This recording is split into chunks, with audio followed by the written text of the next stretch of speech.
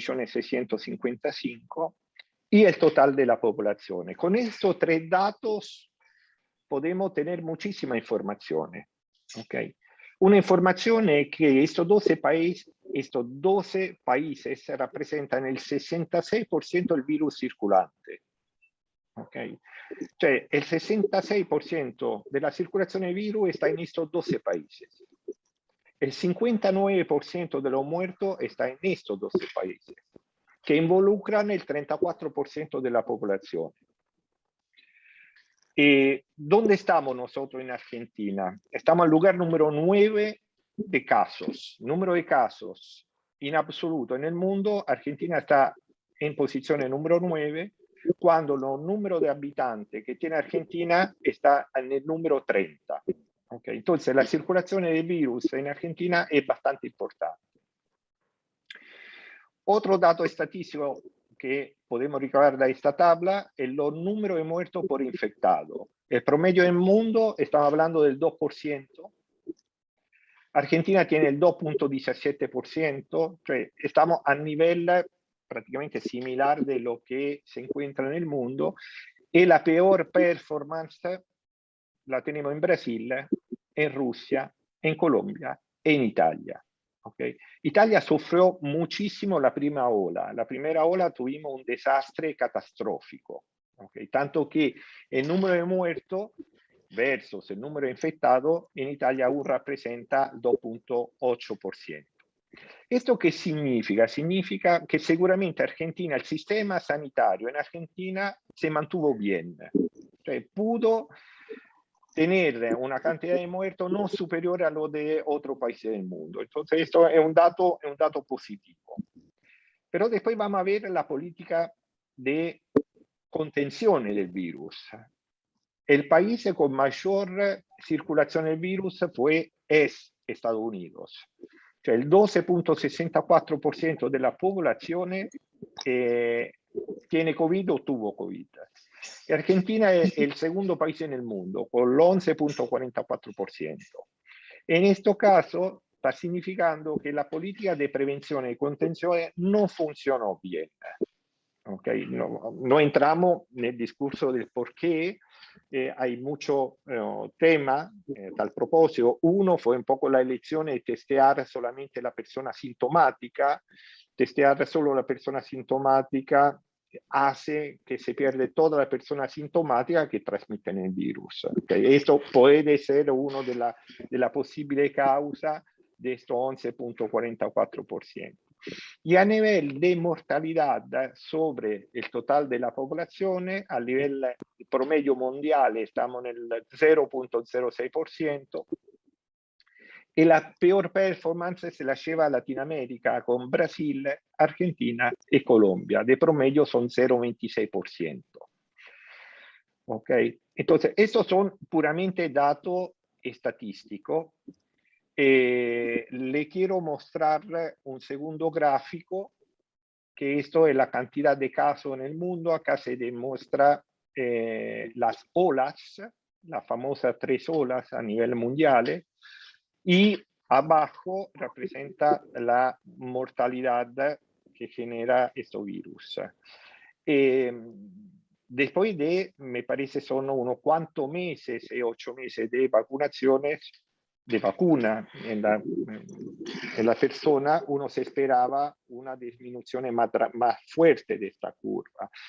El problema general que tenemos es que hay una grande desigualdad en vacunar la persona. Cioè, nosotros tenemos países con el 89% de personas vacunadas, otro con 50 y otro con 15. Entonces, hasta que vamos a tener este desnivel dramático en el mundo, vamos a seguir mirando olas de acá a no se sabe cuánto tiempo. ¿Okay? Después le hago ver algo rápido, porque después todo esto lo va a explicar mucho mejor el doctor Docena, Guillermo Docena, cómo entra el virus, cioè cómo el virus crea estos desastres. En la foto a la izquierda se ve un virus rojito verde que representa el coronavirus, que se lega con un receptor. Este receptor se llama ACE2, que es un convertidor de la angiotensina, que la convierte en angiotensina 2 y que permite facilitar la entrada del virus en la célula.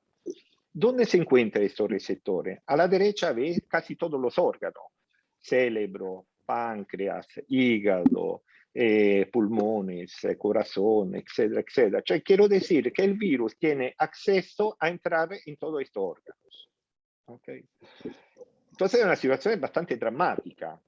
Nosotros hemos conocido este virus como un virus que crea patologías pulmonares, como un virus respiratorio. Empezamos a ver que, bueno, estos receptores lamentablemente están en muchos órganos distintos.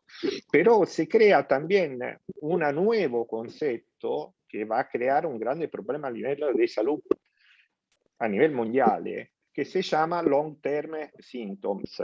Cioè, la sintomatologia del Covid non è che termina quando termina il Covid, quando termina l'infezione. Si sta dimostrando che hai sequelas de largo plazo, 6 mesi, un año. Okay? E tutta questa sequela che rappresenta fatiga, falta de aire, tos, dolor articolare, dolor de pecho, eccetera, eccetera, depressione, ansiedad, fiebre, son provocadas dall'azione del virus che crea sequela a largo plazo. Ahora, están saliendo cada vez más artículos científicos que están diciendo que más o menos 30, 35, 20% de las personas que tuvieron COVID están teniendo este tipo de secuelas.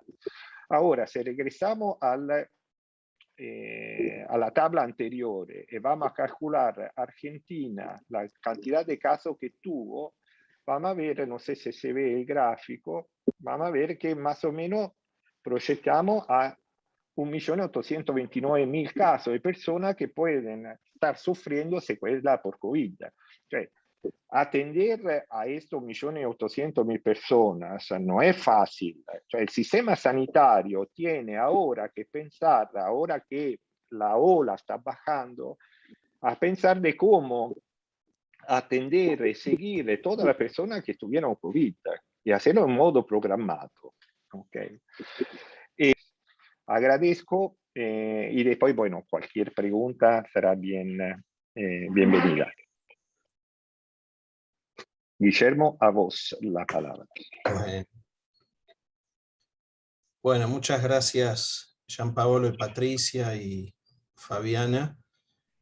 Un placer estar con ustedes, somos amigos con Gianpaolo y Patricia, así que para mí, como vos dijiste, es un ámbito totalmente informal, que un poco la idea es transmitirle. Yo les voy a hablar más de vacunas, pero con esta presentación que está muy buena, podías haber seguido, has dado información que da pie para discutir y tal vez hacer algún comentario que no lo tenía pensado, pero bueno, siempre tratando de mostrar la realidad con la rigurosidad de los resultados, y bueno, yo desde mi punto de vista tratar de dar una visión optimista, ¿no? Como inmunólogo soy optimista, y con lo que hemos estado viendo en este año y medio soy muy optimista.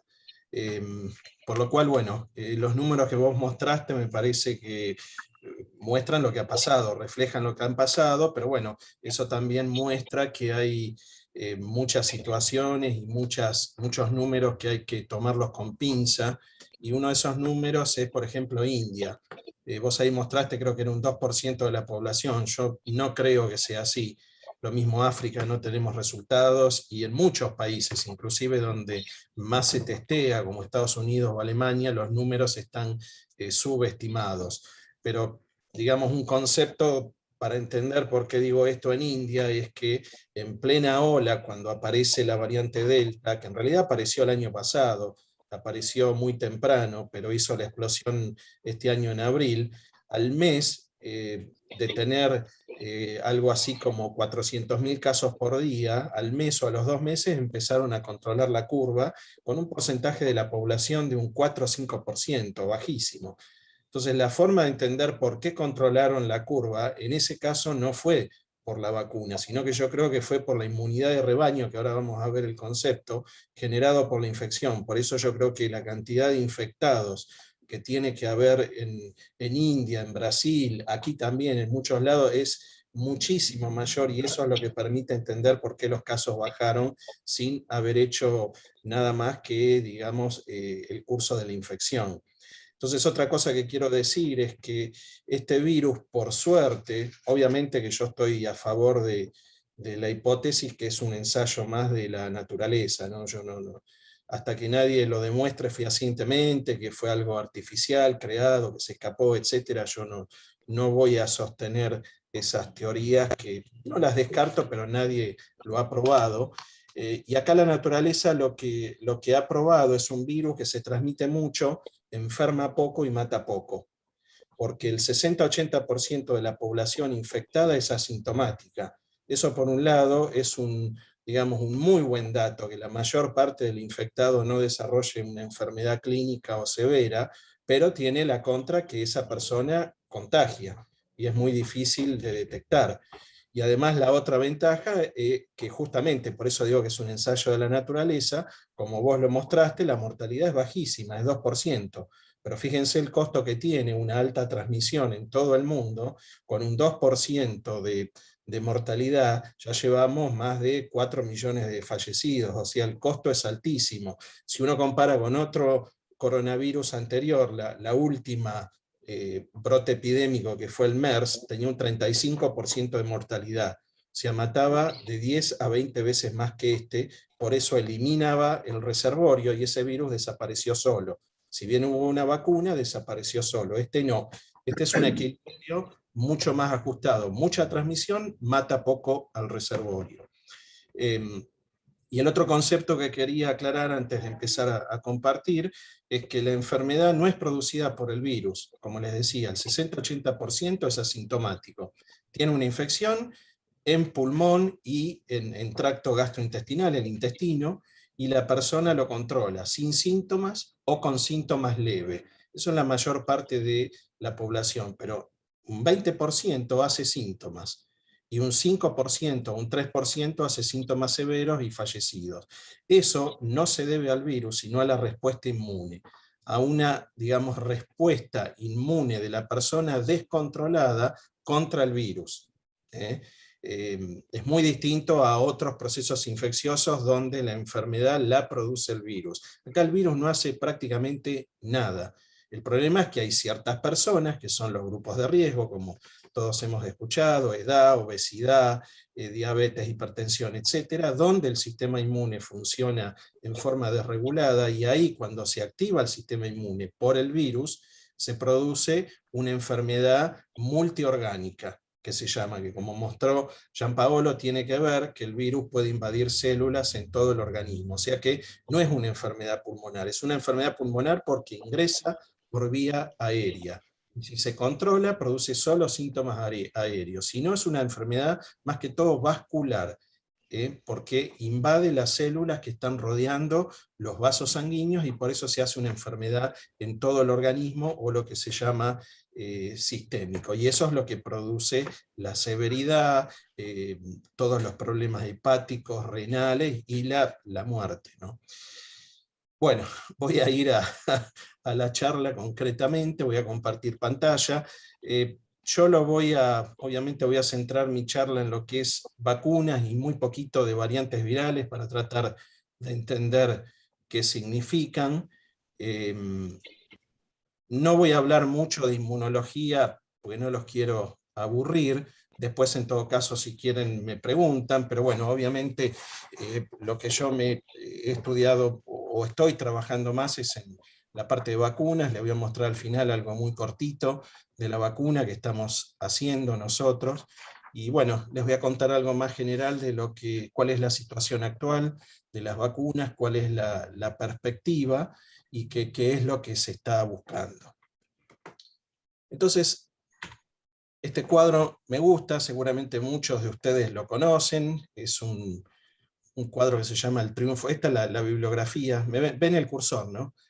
La cita bibliográfica es esta, fue hecha por Peter Bruegel el Viejo, está en el Museo del Prado, en el siglo de oro de la pintura flamenca, se llama El Triunfo de la Muerte, y esto representa una imagen de lo que fue la segunda pandemia, podemos decir, de lo que se llamó o se llama peste negra, o muerte negra, o fiebre negra, o peste bubónica. Hubo 3, esta fue la peor. Se inició también en el sudeste asiático, y a través de los barcos se trasladó al norte de África y Europa, es decir, todos los países que están, digamos, lindantes con el Mediterráneo, y enseguida, fíjense, en muy pocos años se diseminó, prácticamente diezmó media población europea, entre 30 y 50 millones de personas. Y bueno, ¿y qué tiene que ver esto con la pandemia actual? Es que durante el 2020 estábamos así, estábamos quedándonos frente a una pandemia muy parecida, con las mismas herramientas, es decir, aislamiento, distanciamiento, evitar el contacto con las personas para evitar el contagio, lo que se puede decir que hubiera de higiene en esa época, pero bueno, es una pandemia que, digamos, fue muy parecida a esta, con la diferencia que esa fue causada por una bacteria, no por un virus, pero eso se supo en el siglo XIX. O sea, varios siglos después se supo que la bacteria se llama Yersinia pestis, de ahí viene el nombre de peste negra, y era transmitida por pulgas que habitan en roedores, y estos roedores eran trasladados por el mundo, como los aviones hoy, la globalización, a través de los barcos. Pero una vez que llegaba a una población, producía desastres y dejaba el tendal de muertos como se podía ver. Entonces así estábamos el año pasado, tratando de entender qué era lo que ocurría y tratando de generar medidas de protección, que ahora las conocemos perfectamente, ahora sabemos qué hay que hacer, pero la diferencia es que ahora, este año 2021, tenemos una herramienta que es la única que sabemos que puede controlar esto, y son las vacunas. Entonces, en esta pandemia, digamos, el tema de vacunas que ahora vamos a ver, digamos, lo característico de estas vacunas, es que en las últimas pandemias hemos aprendido mucho, y eso se vio reflejado en esta pandemia.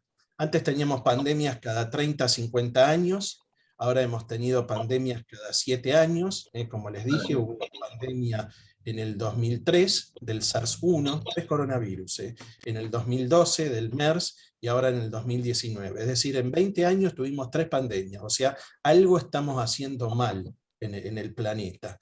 Que después, si quieren, eso lo discutimos, pero tiene una causa, tiene una explicación. Entonces, ¿qué hemos aprendido en estas últimas pandemias, en estas últimas 3 pandemias? Hemos aprendido muchísimo de coronavirus, y hoy en día el que ve esto acá abajo sabe que esto es un coronavirus, como el actual, tiene esa forma de corona, esto es una fotografía con un microscopio electrónico, y hemos aprendido que estas espículas que forman esa corona, están formadas, digamos, por esto que es una proteína que se llama spike o espiga, o una proteína S. En realidad son 3 proteínas, y tienen que formar esta estructura, como recién dijo bien Gianpaolo, para que pueda unirse al receptor en las células propias, principalmente en árbol respiratorio, o sea, la mucosa nasal por donde ingresa, y este receptor, digamos, reconoce a esta proteína, se une, y eso es lo que posibilita después el ingreso del virus a la célula. El virus se divide, sale de la célula e invade todo el organismo si no es controlado.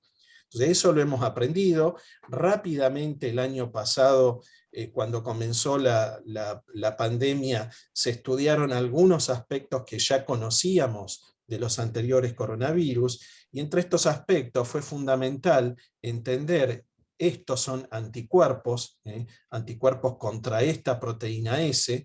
Entonces, en marzo del año pasado lo que vimos es que los enfermos con este virus generan estos anticuerpos, al igual que los enfermos con el SARS-1 o con el MERS.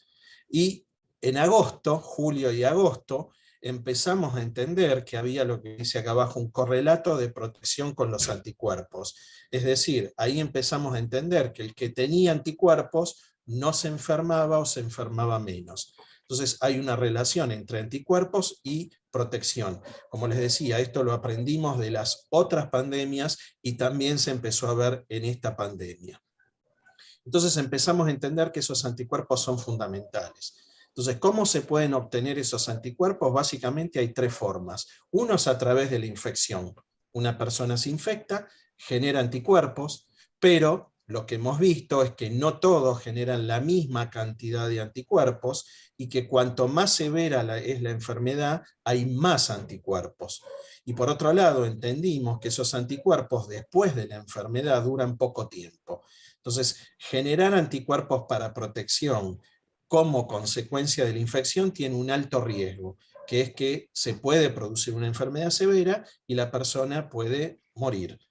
Entonces, enseguida se empezó a pensar qué otras formas podemos tener de generar anticuerpos, y la otra forma son las vacunas. Absolutamente todas las vacunas actualmente apuntan a eso, a generar estos anticuerpos. Es decir, que las vacunas generan una respuesta protectora y son seguras, es decir, uno de esta manera genera anticuerpos y no tiene el riesgo de tener que cursar la infección, con la probabilidad, dependiendo de cada individuo, de generar una enfermedad severa y de morir.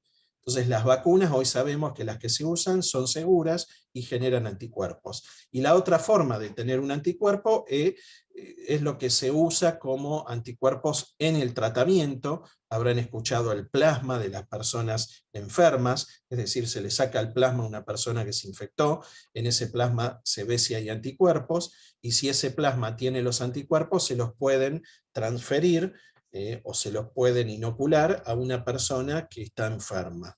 Y la otra es, a partir de una persona enferma, aislar las células que producen esos anticuerpos y en forma artificial generar esos anticuerpos y después usarlos como una terapia, como una droga. Por ejemplo, en el año pasado lo que recibió Trump cuando se enfermó, enseguida habrán escuchado que recibió anticuerpos monoclonales. Bueno, eso está funcionando. El tema de esto es el costo. Es altísimo y en general no se usan para prevenir, se usan para curar. Mientras que ahora vamos a ver que las vacunas se usan para prevenir. Entonces estas son las tres formas muy distintas de generar ese elemento que nos va a proteger de la infección o, como estamos viendo ahora, nos va a proteger de la enfermedad grave. Entonces, ¿qué es la inmunidad? La inmunidad es un poco lo que les dije recién. Una persona se enferma, en este caso con un virus, genera una respuesta inmune frente a esa infección, y esa respuesta, en el mejor de los casos, como les dije, un 60-80% de las personas controlan la infección viral. Entonces, si uno grafica en función del tiempo la presencia del virus, esto es lo que ocurre con una persona que se infecta, y esto es lo que ocurre con una persona que se cura. Es decir, que el virus aumenta la cantidad porque entra en la célula, se divide, se desparrama, se disemina por todo el organismo, pero después desaparece. ¿Y por qué desaparece? Porque hay una respuesta inmune detrás que lo controla y lo elimina. Y esa respuesta inmune la medimos, por ejemplo, a través de los anticuerpos, que es lo que va a medir Gianpaolo en el camión en el laboratorio ambulante. Entonces, uno, a través de la medida del anticuerpo, puede saber si la persona reaccionó o no, y puede saber si la persona se infectó o no, porque esta persona puede haber sido asintomática, como les dije, y va a tener estos anticuerpos. Entonces no se enteró que se enfermó, pero tuvo un sistema inmune que funcionó como corresponde y controló la infección. Eso pasa en la mayor parte de la gente, pero durante este pico, donde aparece el virus, esta persona contagia. No tiene síntomas, pero infecta y contagia a otros. Entonces, en este caso la respuesta inmune es la respuesta natural, que se produce en todos los individuos, es específica del microorganismo, o sea, está dirigida a ese microorganismo, no va a funcionar contra otros microorganismos, y protege de futuras reinfecciones. El tema es que esto, de que protege de futuras reinfecciones, o sea, si vuelve a enfermarse, esto es por poco tiempo. Al menos eso es lo que se está viendo hasta ahora, que esto dura de 6 a 8 meses, nada más. Después la persona puede reinfectarse. De todas formas, el porcentaje de reinfectados es bajísimo, pero existe. En contrapartida, tenemos la respuesta a la vacuna, donde también se activa el sistema inmune, pero se activa en forma artificial, porque uno le está dando un reactivo biológico, como es la vacuna, o sea, el individuo no se está infectando, y esa vacuna lo que va a hacer es activar al sistema inmune de forma similar a lo que ocurrió en el individuo que se infectó, y a través del sistema inmune lo controló. Entonces, eso es lo que tenemos que buscar con las vacunas, reproducir lo que ocurre en forma natural, de manera de preparar a la persona, acá ahora les voy a mostrar que esto no es así de simple, preparar a la persona con anticuerpos de manera que si se infecta posteriormente, ese sistema inmune va a generar muchos anticuerpos que van a controlar rápidamente la infección y en el mejor de los casos ni se va a enterar. Pero lo que estamos viendo ahora es que las personas vacunadas pueden infectarse y pueden contagiar. Lo que no van a hacer es una enfermedad severa, porque la respuesta inmune generada previamente por la vacuna va a controlar la infección. Entonces, en este caso la inmunidad es artificial, porque uno la induce con la vacunación, es segura, eso es lo que hay que probar cuando uno autoriza o aprueba una vacuna, tiene que ser segura, no puede generar un problema más grave que la infección, de nuevo es específica del patógeno, y esta sí prepara para futuras infecciones. La idea es que una buena vacuna, por lo menos, genere una inmunidad que dure un año. Por eso ahora que se está hablando de la tercera dosis a los 6 meses, yo creo que eso es un error y tiene otro origen u otro trasfondo de empezar a vacunar antes del año a las personas que ya tienen 2 dosis. Una buena vacuna tiene que generar esto por lo menos un año, y hay vacunas como la de fiebre amarilla que generan esto durante toda la vida. No hay que dar refuerzos, no hay que hacer nada, las células que generan los anticuerpos una vez que se inducen con la vacuna las tenemos, las mantenemos, y si en algún momento aparece el virus, esas células vuelven a producir anticuerpos en forma muy marcada. Entonces, eso es una vacuna, eso es lo que debe generar una vacuna. Y en principio, simplificándolo mucho, una vacuna tiene de 2 componentes. Uno que se llama el inmunógeno o componente activo, que es el componente proveniente del virus, que puede ser derivado del virus, o sea, uno lo puede sacar del virus o lo puede sintetizar, lo puede fabricar en forma artificial. Entonces, este es el componente principal que determina la especificidad de la vacuna, es decir, que esa vacuna reaccione contra ese virus y no contra otro. Y el otro componente que es fundamental es lo que se llama adyuvante, que es lo que activa el sistema inmune, de manera que estos dos lo que van a hacer es activar al sistema inmune dirigido contra el inmunógeno o contra el componente activo, y eso es lo que genera esta inmunidad protectiva. Entonces, las características de la vacuna están básicamente determinados por estos 2 elementos, pero pensemos que en un frasquito o en un vial de la vacuna hay más de 100 elementos. O sea que no es sencillo armar una vacuna, hay muy pocos productores de esos 100 elementos en el mundo, por eso ahora estamos viendo o estamos aprendiendo y siendo conscientes de la complejidad que tiene elaborar una vacuna, y más en las cantidades que la necesitamos en el corto plazo. Entonces, ¿qué ha cambiado con esta pandemia? ¿Qué es lo que hemos aprendido? Porque nos deja mucho esta pandemia. Y una de las cosas que nos deja es una bisagra en lo que es desarrollo de vacunas.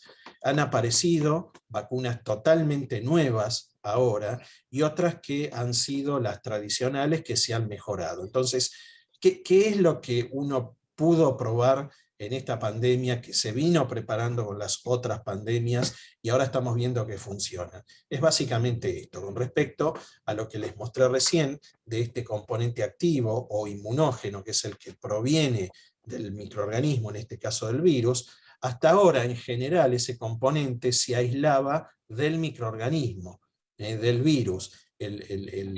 Un componente, una proteína, un ácido nucleico. En un virus es una mezcla de 2 cosas, un ácido nucleico y proteínas. El ácido nucleico en este caso es un ARN, ya hoy en día eso es algo también importante de esta pandemia, que todo el mundo maneja muchos términos que antes eran muy exclusivos de nuestro campo, y ahora por suerte mucha gente sabe de qué habla cuando uno habla de ARN o de coronavirus, etc. Entonces, bueno, hasta ahora en general se obtenía ese componente a partir del microorganismo, un virus, una bacteria, un parásito, que había que, o hay que crecerlo en un sistema bastante complejo, y eso lleva meses. Lleva 6 meses, 8 meses o un año.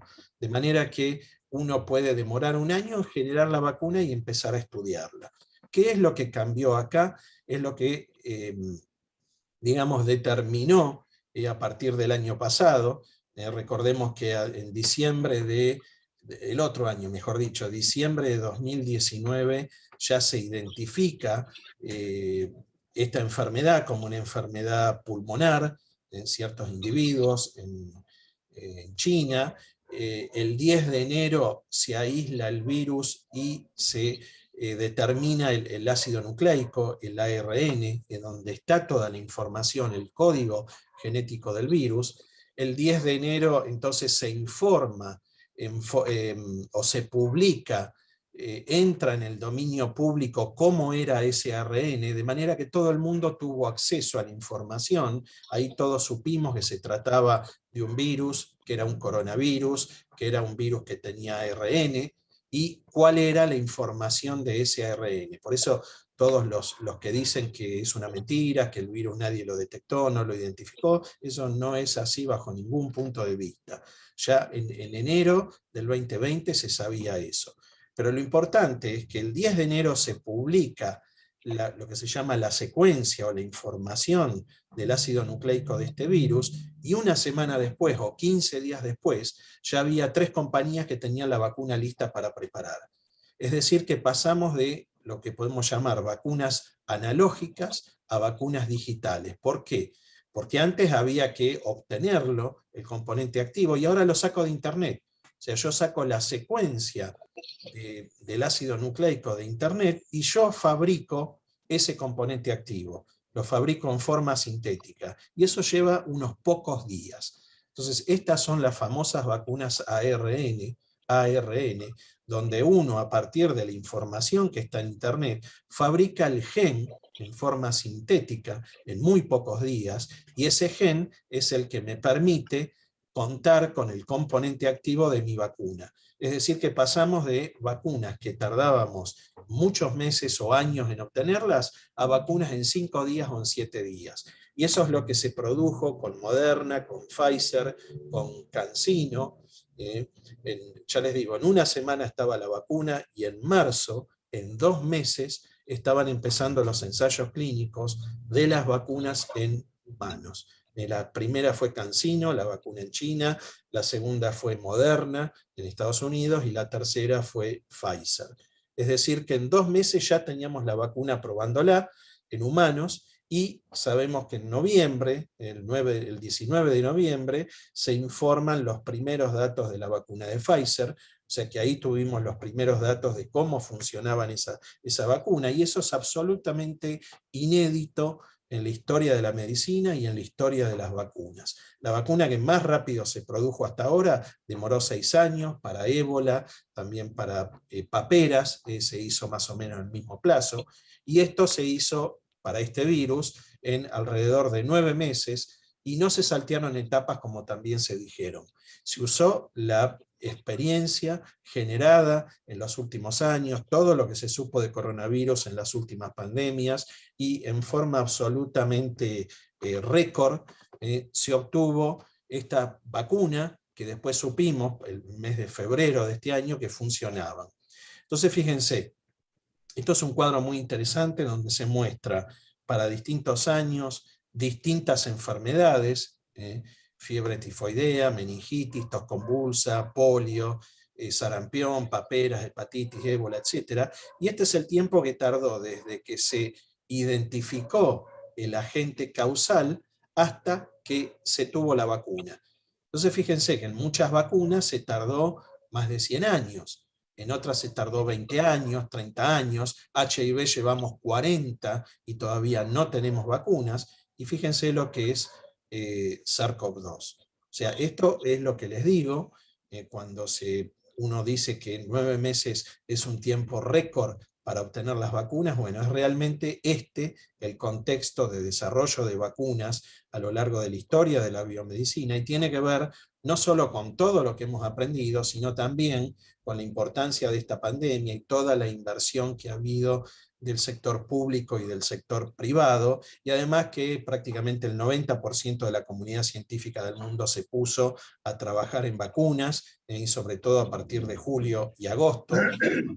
Vimos lo que les decía, que tener anticuerpos significa tener protección. Bueno, a partir de ahí fue que se desarrolló todo lo que hoy podemos ver. Entonces, ¿cuál es la situación actual de las vacunas? Fíjense, que esto también son términos que todo el mundo analiza, entiende. Cuando uno habla de fase 1, 2 y 3, son fases clínicas, es decir, son vacunas que se están usando en humanos. Entonces una vacuna, para llegar a estudiarse en humanos, antes hay que estudiarla en animales de experimentación, en ratones. Entonces eso se llama fase preclínica, que después les voy a mostrar que eso es donde estamos con nuestra vacuna. Entonces una vacuna que atraviesa con éxito una fase preclínica, entra en la fase 1, en la fase clínica, y se prueba en humanos. Entonces fíjense la cantidad de vacunas que hay actualmente, esto lo tomé ayer, esto es una información muy interesante que da el New York Times todos los días, y es realmente sorprendente. Yo cada vez que doy una charla voy a buscar esta información y les puedo asegurar que cambia permanentemente. Entonces fíjense, hay más de 120 vacunas que están estudiándose en humanos y hay 21 que están autorizadas o aprobadas. Es decir, que hay 21 que han pasado esa fase 3 y han sido autorizadas y se están utilizando en forma libre en la población. Todas estas se están estudiando bajo protocolos en ensayos clínicos. Pero el otro dato importante es cómo se está vacunando. Entonces, esto a mí realmente también me sorprende. Fíjense, esta es la curva en función del tiempo, las dosis que se dan en todo el mundo. Yo lo había buscado hace más o menos 20 días y estábamos en los 5 billones. Y ayer, cuando entro, ya estamos casi en los 6 billones. Es decir, que en un mes se dieron 1.000 millones de dosis de vacunas. Esto jamás pasó en la historia. De generar, primero es la producción de vacunas y después la administración de las vacunas. Si pensamos que en el mundo hay alrededor de 7 a 8 billones de personas, es decir, 7.000 a 8.000, esto quiere decir que más de la mitad de la población en el mundo ha recibido una dosis. Pero como bien les dijo recién Gianpaolo, esto no es así. Hay una inequidad muy grande en la distribución de vacunas y eso, bueno, obviamente tiene que ver con quién produce la vacuna. Entonces los países productores de vacunas son muy poquitos, son menos de 10 países, están todos en el hemisferio norte, y por eso, bueno, estos países han priorizado utilizar la vacuna en su población para protegerse, pero bueno, ahora se han dado cuenta que si no frenamos la transmisión del virus en el mundo, eso les va a jugar, como vamos a ver más adelante, les juega una mala pasada. Entonces, bueno, ahora se están dando cuenta que el resto del mundo debe recibir vacunas. Pero los números son tremendos y eso es una lección que no hemos aprendido, que la hemos visto en la pandemia 2009 de influenza, donde muchos países o muchas regiones recibieron vacuna al año, de agosto de 2009 al año que se produjo la pandemia, y bueno, eso tiene un impacto tremendo junto con la globalización. Entonces fíjense actualmente, el 5% de la población recibió esquema de vacunación completo. A pesar que hemos dado casi 6.000 millones de vacunas, 5% de la población recibió las 2 dosis. 1% de la población mundial recibió al menos una dosis. Esto es tremendo. 1% de la población recibió una dosis y menos del 2% de los países con bajos ingresos recibió una dosis. Entonces esto habla de la distribución desigual, inequitativa, y por qué todavía vamos a estar, por lo menos yo creo, un par de años más padeciendo la transmisión de este virus y teniendo que dar dosis de refuerzo, cuando yo creo que con estas vacunas sería absolutamente innecesario. Con un solo esquema de vacunación debería funcionar. Entonces, bueno, como les decía, todas las vacunas apuntan a lo mismo. De nuevo, este es el virus, el coronavirus, esta es la proteína que lo recubre, y es la proteína que le permite al virus interactuar con el receptor y entrar a las células. Todas esas vacunas que les mostré, alrededor de 140, apuntan a lo mismo. generar anticuerpos para evitar que el virus interactúe con el receptor para entrar a la célula y de esa manera no invada nuestras células. Entonces, por eso se llaman anticuerpos neutralizantes, porque neutralizan la capacidad del virus de invadir nuestras células. Entonces, las vacunas lo que hacen es justamente eso, generar esos anticuerpos para evitar que ese virus invada a nuestro organismo.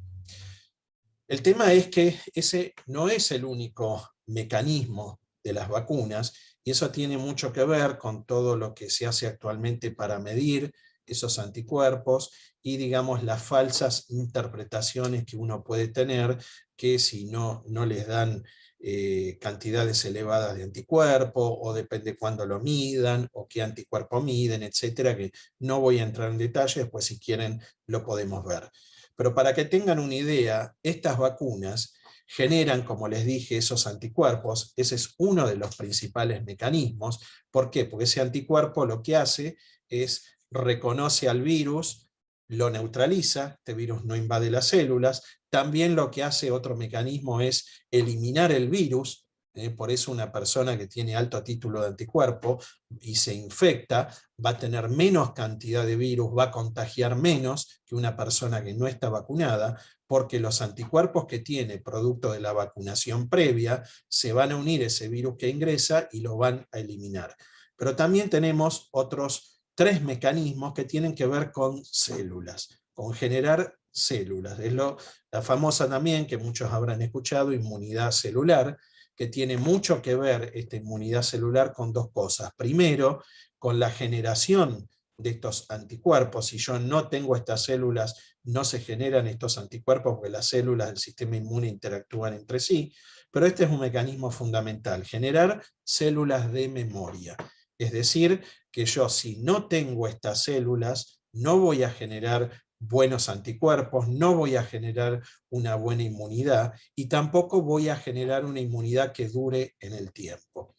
El problema es que medir esto es difícil, es caro, no en cualquier lado se hace, pero se está haciendo. Entonces muchas veces la medida aislada de los anticuerpos no da una información completa, pero sí da información porque es lo más fácil que uno puede medir en una persona que se vacunó. Se le saca sangre, se miden los anticuerpos y uno puede entender qué es lo que pasó. Pero en realidad lo que hay que medir es esto, son las células, porque esto da una idea más acabada de la potencia de la vacuna.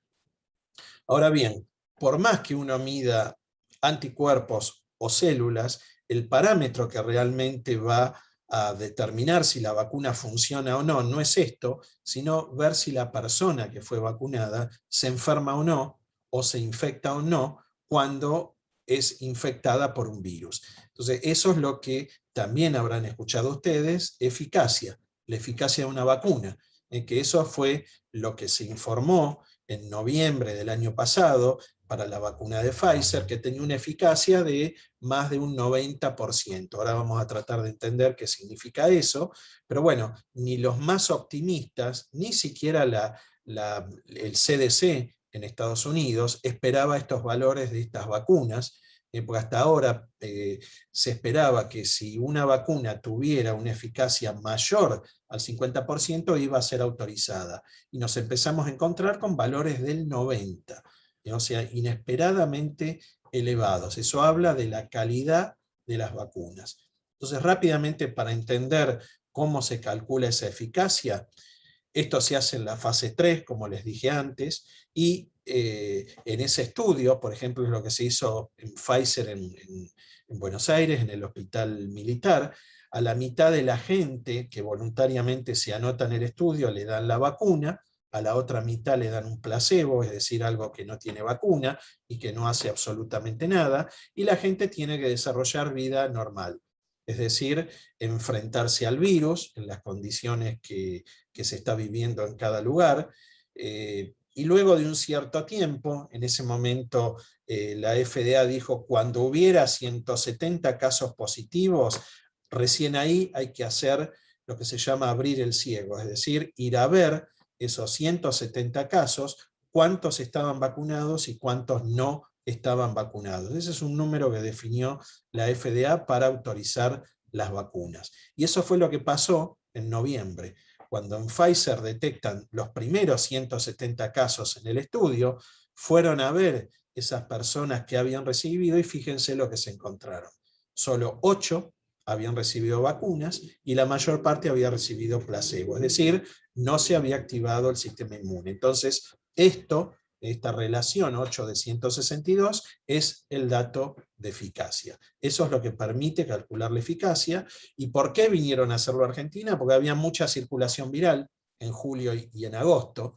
Si uno quiere hacer este trabajo ahora, en Argentina es muy difícil, puede estar mucho tiempo para que se generen todos estos casos positivos, hay que ir de nuevo al hemisferio norte, pero bueno, así es como se calculan estos datos de eficacia, que en ese momento, fíjense que hay vacunados que dieron positivos, entonces en ese momento ya se empezó a ver que la eficacia no es del 100%, si fuera del 100%, los 170 estaban acá, los que recibieron placebo, y ninguno era vacunado. Si la eficacia es del 50%, la mitad era vacunado y la mitad era placebo. Entonces la FDA lo que primero pidió es que, bueno, que haya más casos entre placebo, y nos encontramos con esto.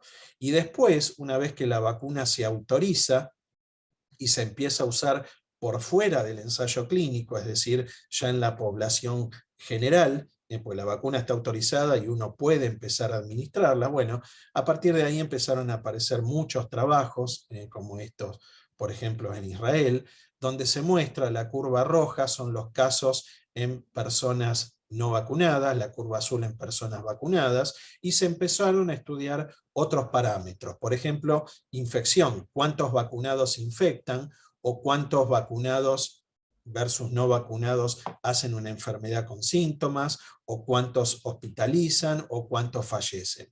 Entonces, ese dato de eficacia no es un único dato, sino que puede variar en función de qué es lo que uno esté midiendo como parámetro de protección de las vacunas. Entonces, hoy en día sabemos que las vacunas no evitan el contagio. Si una persona vacunada se puede contagiar, pero sí tienen un gran poder, que es justamente esa eficacia en evitar la enfermedad con síntomas o evitar la enfermedad severa y, por supuesto, la muerte. Eso es lo primero que se le pide a cualquier vacuna, y así funcionan la mayor parte de las vacunas, por ejemplo, la de la gripe. La de la gripe tiene una eficacia de un 50-60%, es bajísimo, pero ¿qué evita? La gripe severa, la enfermedad severa que puede producir la muerte. Entonces, lo mismo se está apuntando con estas vacunas para SARS-CoV-2. Entonces el tema ahora es tratar de definir parámetros que digan una persona vacunada si va a estar protegida o no. Es decir, buscar lo que se llaman parámetros de correlación con protección. Y lo que se está viendo es que justamente, o sea, a medida que se sigue usando la vacuna en el mundo, hay muchos trabajos en distintos países, y lo que se está viendo es que hay una correlación entre los anticuerpos y la protección de la enfermedad severa. Entonces, eso se estudia para cada vacuna, o sea, cada vacuna se analizan los niveles de anticuerpos, que es lo que se grafica aquí, cuántos anticuerpos tienen personas que están vacunadas. Bueno, estos son personas que son convalecientes, que se infectaron, personas que reciben la CoronaVac, la que reciben la vacuna de Janssen, la de AstraZeneca, la de Sputnik, etc. Y se ve cuántos de ellos desarrollan una enfermedad severa en función de los niveles de anticuerpos. Entonces se grafican este tipo de curvas que tienen que ver cuánto anticuerpo tiene y qué eficacia se midió para cada vacuna. Entonces, como esta curva tiene esta forma, quiere decir que cuanto más anticuerpos, más eficacia de protección. Entonces, hasta ahora está planteado que medir anticuerpos puede ser un parámetro que determine si la persona está protegida o no, pero fíjense, por ejemplo, esto es para cada vacuna, la vacuna de Pfizer, esta es una vacuna en Estados Unidos que se está por autorizar, fíjense acá está la de Sputnik, o sea que las personas que reciben esta es la de Pfizer, las vacunas van a tener niveles altos de protección y van a tener eficacia, niveles altos de anticuerpos, el vacunado, y porcentajes altos de eficacia. Pero fíjense que para algunas hay una dispersión, hay números que son muy variables, y eso va a depender de la población, o sea que la eficacia no es la misma si yo la calculo o la evalúo, por ejemplo, en Estados Unidos que en Argentina, en Europa que en Brasil. ¿Por qué? Porque circulan distintos virus, o sea que la protección es distinta según la genética de la población y los virus que están circulando y cómo responden las personas infectadas con cada virus a la vacuna. Por lo cual es muy importante que cada país con su población y ahora con sus variantes virales circulando, calculen sus propios datos de eficacia. ¿Se entiende? Entonces, bueno, como mensaje, el que tiene más anticuerpos va a estar más protegido, pero el que tiene menos anticuerpos no quiere decir que no esté protegido, porque están los otros mecanismos. Y hay un ejemplo, bueno, esta fíjense es Sinovac, esta sí que es una vacuna que ha dado mal resultado, sobre todo Chile, Uruguay, Brasil, por eso están dando la tercera dosis, pero hay otro como la Sinopharm, que si bien tiene bajos niveles de anticuerpos, tiene una eficacia alta porque justamente activa los otros mecanismos celulares. Y eso lo estamos viendo acá en Argentina.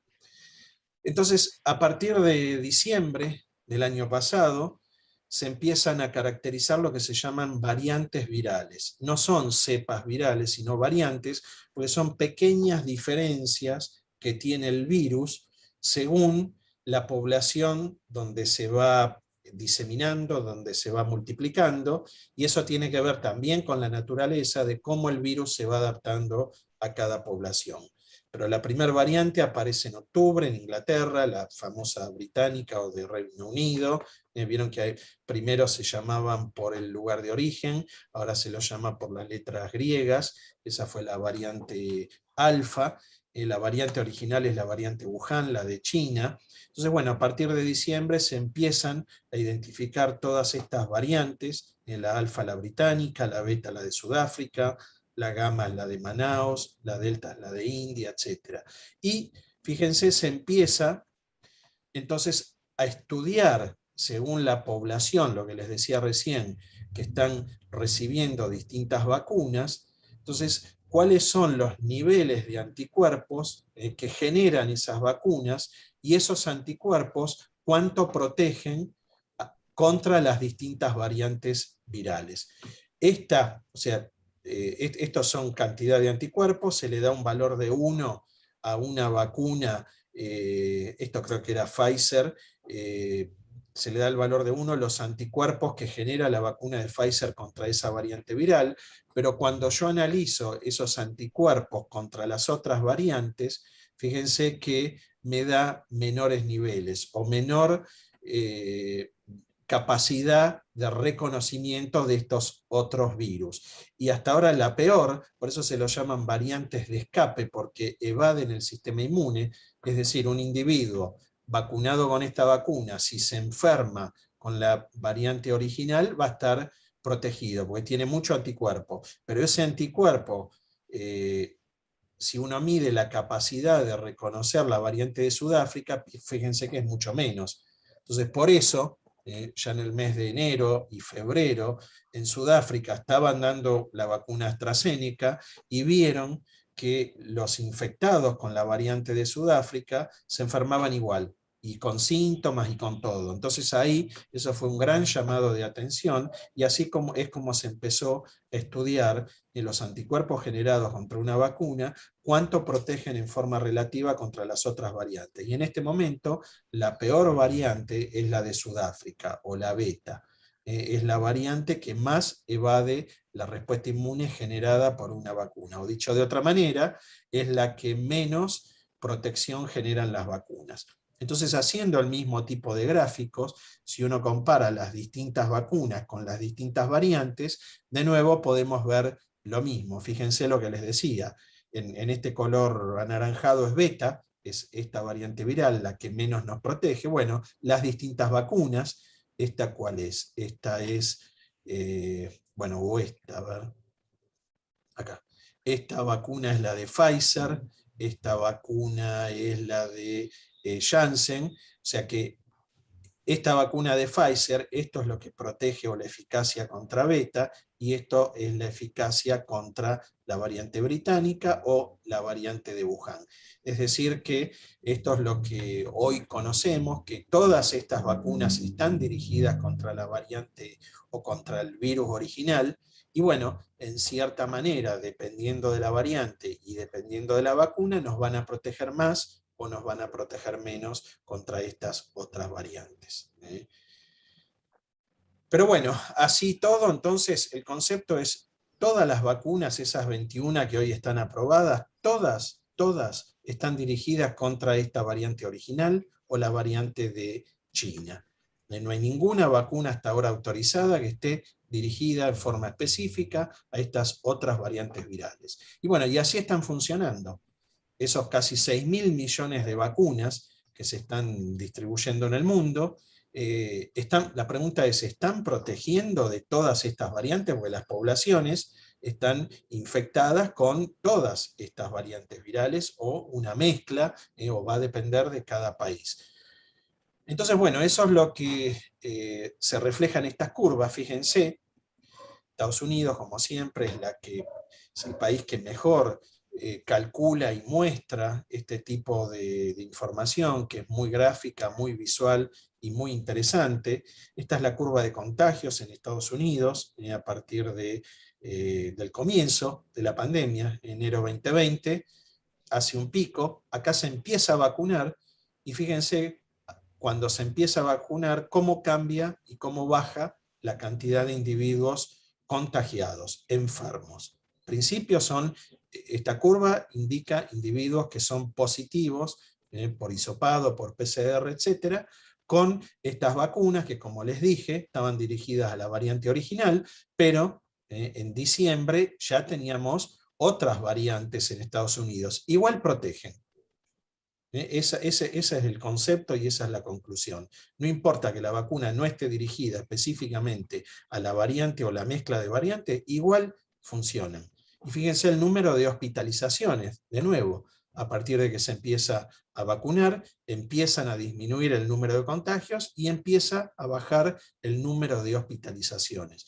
Pensando que en esta altura, en febrero, por eso ya en febrero decíamos que las vacunas funcionaban, el porcentaje de vacunación era muy bajo. Inclusive en Estados Unidos, donde hicieron una campaña feroz de vacunación, pero estábamos en niveles bajos. Entonces, también el concepto, y lo mismo pasó en Argentina, que con un 40% de la población, ya las curvas tienen que cambiar. Entonces, si hay muy poca o menos de la mitad de la población vacunada, ¿por qué disminuyen los contagios? Porque se controla la transmisión viral. O sea, pensemos que 40% de la población de Estados Unidos son 120 millones más o menos de personas vacunadas. O sea que hay más de 200 millones de personas no vacunadas. ¿Y por qué esta curva entonces de hospitalización no se mantiene alta? Si tenemos 200 millones de personas que no están protegidas, pueden enfermarse y hacer lo mismo que se veía antes. Sin embargo, no ocurrió. Entonces, ¿qué es lo que está haciendo la vacuna? Está protegiendo al individuo que está vacunado, pero además controla la transmisión viral. ¿Queda claro eso? Ahora bien, eso ocurrió, fíjense de nuevo, ahora les voy a mostrar en varios países, esto es en Inglaterra, exactamente lo mismo. Primera ola, segunda ola, tercera ola, se empieza a vacunar, bajan los casos, exactamente lo mismo. Pero fíjense lo que pasa, a partir de junio empiezan a aumentar. Fíjense lo que ocurre, bueno, o aquí tenemos los casos acumulados. Prepandemia, prevacuna, perdón, prevacunas hasta acá, se mantiene una meseta, no aumentan los casos y después vuelven a aumentar. Si uno analiza el caso de fallecimientos, fíjense que la curva es muy distinta. Se empieza a vacunar, los fallecimientos disminuyen y no aumentan como aumenta el número de contagios. Los fallecidos acumulados se mantienen constantes. Entonces, bueno, hoy sabemos que esto se debe a la variante Delta. Entonces, cuando aparece la variante Delta, vuelven a aparecer casos de infectados, de contagiados, pero no aumenta el número de fallecidos. Lo mismo, o muy parecido, pasa en Estados Unidos. De nuevo, se controla el número de casos a partir que se empieza a vacunar, disminuye, y a partir de nuevo de junio, julio, Delta los invade, desplaza las otras variantes y aparecen los casos. Y el número de muertos, de fallecidos, igual disminuye, pero bueno, ahora se está viendo un aumento en el número de fallecidos por la cantidad de gente que hay sin vacunar, y sobre todo por algo que vamos a ver ahora, por la falta de protección. O sea, que hayan decretado el fin de la pandemia en este momento fue un error, porque no estaba controlado. Y esto, bueno, esto es actualmente, fíjense, Estados Unidos no puede pasar de este porcentaje de vacunados, esto es un problema, no llegan al 70% de la población vacunada. Si no hubiera aparecido Delta, estábamos en el fin de la pandemia, y con un 40-45% de vacunados esto ya funcionaba, pero aparece Delta, tenemos un 60% de vacunados, no está funcionando, no está funcionando. Esto es con una dosis y con 2 dosis. Es decir, que la pandemia es pre-delta y post-delta. Exactamente lo mismo en Inglaterra. Y esto es Argentina. Se empieza a vacunar, disminuyen los casos, se produce la famosa tercera ola. Aquí es donde se empieza a vacunar acá en Argentina con mayor intensidad. Aquí es donde se pasa ese famoso 40% y la curva comienza a controlarse. Y lo mismo con la curva de fallecidos, aunque bueno, después si quieren podemos discutir qué es lo que está pasando con este pico, pero bueno, lo cierto es que acá también, cuando se empieza a vacunar, disminuyen los casos, cuando se vacuna más del 40% se controla la curva de contagios, y también se empieza a controlar la curva de fallecidos. Y acá de nuevo estamos con un 64% ahora de vacunados, menos con las 2 dosis, pero bueno, lo que se está viendo es que esto es pre-delta. Si acá estuviera Delta, yo creo que esta situación, si estuviera Delta con una transmisión comunitaria masiva, estas curvas deberían empezar a cambiar, y pasar lo mismo que se observaba en Estados Unidos, en Inglaterra, en Israel, es decir, en los países donde tienen un alto porcentaje de vacunación. Entonces aquí ahora está controlado justamente por esto, por las vacunas.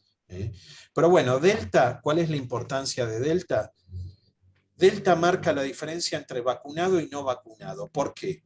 Tanto vacunado como no vacunado se pueden contagiar. O sea, que uno esté vacunado con cualquier vacuna y se enfrenta a la variante Delta, se puede infectar y puede contagiar. La diferencia es esta, la enfermedad severa y los fallecidos. Entonces, esta es la curva de fallecidos sin vacunar y esta es la curva de vacunados. Y esto es lo mismo, que tiene que ver con la edad, porque en vacunados se está viendo también que se está agravando, a edades, perdón, en no vacunados, vuelvo a la curva esta de Estados Unidos, acá, entonces, o Inglaterra, este pico de casos es prácticamente todo no vacunados, lo mismo en Estados Unidos, esto es prácticamente todo no vacunado. Entonces, bueno, Delta lo que está marcando es la diferencia entre vacunado y no vacunado, porque el vacunado no hace enfermedad severa y no hace muerte. Entonces, los casos de hospitalizaciones y de fallecimientos tienen que ver mucho con la edad, porque ahí es donde tenemos la mayor cantidad de no vacunados, no en Estados Unidos, sino que porque en Estados Unidos tenemos más de 100 millones de no vacunados y hay muchos adultos, pero bueno, eso es lo que está marcando esta variante Delta. Fíjense el aumento de la frecuencia de Delta en no vacunados, 8,3 veces más entre un no vacunado y un vacunado, hospitalizaciones 25 veces más, hospitalizaciones en no vacunados que en vacunados, y lo mismo para muertes. O sea que las vacunas están protegiendo de la enfermedad severa y de la muerte, pero solo con las 2 dosis. Con una dosis eso no se observa. Esto ocurre en Estados Unidos, porque la mayor cantidad de la gente tiene las 2 dosis, pero hay mucha gente que todavía no ha recibido la vacuna, y ahí es donde se produce el aumento de los contagios, con la posibilidad que llegue a individuos que tengan factores de riesgo, y ahí es donde se producen las muertes. Por lo tanto, todavía estamos en una situación donde hay que combinar vacunación más protección. Entonces yo creo que en el hemisferio norte han tenido esta nueva ola, ya me perdí, no sé si es cuarta, quinta o sexta, porque se han confiado en la vacunación, pensando que con un 60-70% de población vacunada, ahora vamos a ver de dónde sale ese número, alcanzaba, pero Delta lo que marcó es que ese 60-70% no es suficiente. Por eso los lugares donde se combina vacunación más protección, eso se controla. Yo creo que esa es la razón en Argentina por la cual Delta no se ha diseminado, por lo cual a pesar que hay Delta y hay transmisión comunitaria, las curvas no cambian. Fíjense cómo han cambiado, que no lo puse aquí para no agregar más cosas, las curvas ahora en Israel y en Inglaterra, porque han vuelto a las medidas de protección, y eso ya ha hecho que las curvas empiecen a cambiar. Entonces, en este momento, hasta que no tengamos un mayor porcentaje de la población vacunada, no podemos decretar la pospandemia. Hay que seguir con las medidas de protección, como ya todos sabemos, y eso es lo que permite controlar las curvas. Yo creo que eso es lo que está pasando aquí en Argentina, y eso tiene que ver con un concepto que también todos deben manejar, que es lo que se llama inmunidad de rebaño, o inmunidad colectiva, o protección colectiva. Que muy rápidamente se los voy a contar, porque hay un poco de información confusa, sobre todo en los medios, qué significa inmunidad de rebaño. Esta es la situación de una población donde son todos susceptibles de infectarse. Entonces, de este color es una persona que está infectada con COVID, esta es una persona susceptible. Si no hay vacunación, esta persona va a infectar al susceptible, y en un tiempo mayor o menor, toda la población va a estar infectada. Eso es lo que ha estado pasando. En este momento, la única forma de controlarlo era con las medidas de protección, y esto tiene que ver con un número que se llama número de reproducción, que caracteriza a una persona enferma a cuántos sanos infecta. Y eso es lo que ha cambiado, y que habrán escuchado cuando aparece una nueva variante, que uno dice tiene mayor o menor poder de transmisión, es eso. Hasta ahora, el virus original tenía un valor de infección que era alrededor de 3. Una persona infecta 3. Delta es el doble. Una persona infecta 7 u 8. Entonces, si acá consideramos la variante Delta, esto se va a producir en un menor tiempo. Ahora, cuando empezamos a vacunar, esta es la situación, o la gente se empieza a enfermar, esta es la situación. Una parte de la población va a estar protegida por la inmunidad, como vimos antes, entonces no se va a enfermar. Mientras que la otra parte de la población que es susceptible o que puede enfermarse es la que se va a enfermar. Entonces, esta es la situación. Cuando estábamos antes del 40%, una parte de la población estaba infectada, otra parte estaba vacunada, pero todavía seguía habiendo transmisión viral y se sigue enfermando, infectando y muriendo la gente. Cuando alcanzamos inmunidad de rebaño es esto: la mayor parte de la población que tenga inmunidad, ya sea por infección natural o por vacuna, de manera que una persona que esté infectada no tiene a quién transmitirle el virus. Y no hace falta que estén todos vacunados o todos inmunizados. Entonces, el concepto de inmunidad de rebaño es vacunar a la población un cierto porcentaje, de manera que el no vacunado por sí solo no se infecte. Entonces, la inmunidad de rebaño se alcanza cuando logramos cortar la circulación viral. En la mayoría de las infecciones con las vacunas, este valor es del 70%, es decir, cuando vacunamos el 70% de la población, no hay brotes epidémicos o infecciosos. Y eso hay muchos ejemplos en la historia, con sarampión, etc. Entonces, por eso acá se decía que teníamos que llegar a un 70-80% de la población vacunada para alcanzar la inmunidad de rebaño, pues es lo que ocurre en muchas enfermedades, pero eso va a depender de este número que vimos antes. Fíjense, esto es sarampión. El número de sarampión es 18. Si una persona con sarampión contagia a 18. Y aquí 70% es el número mágico. Cuando se baja del 70% de la población vacunada, como pasó en Estados Unidos, que eso fue lo que, por los movimientos antivacunas, eso fue lo que posibilitó que no se erradicara el sarampión. Pasó aquí hace pocos años cuando se dejó de vacunar por sarampión. Cuando se vacuna menos del 70% aparecen los brotes.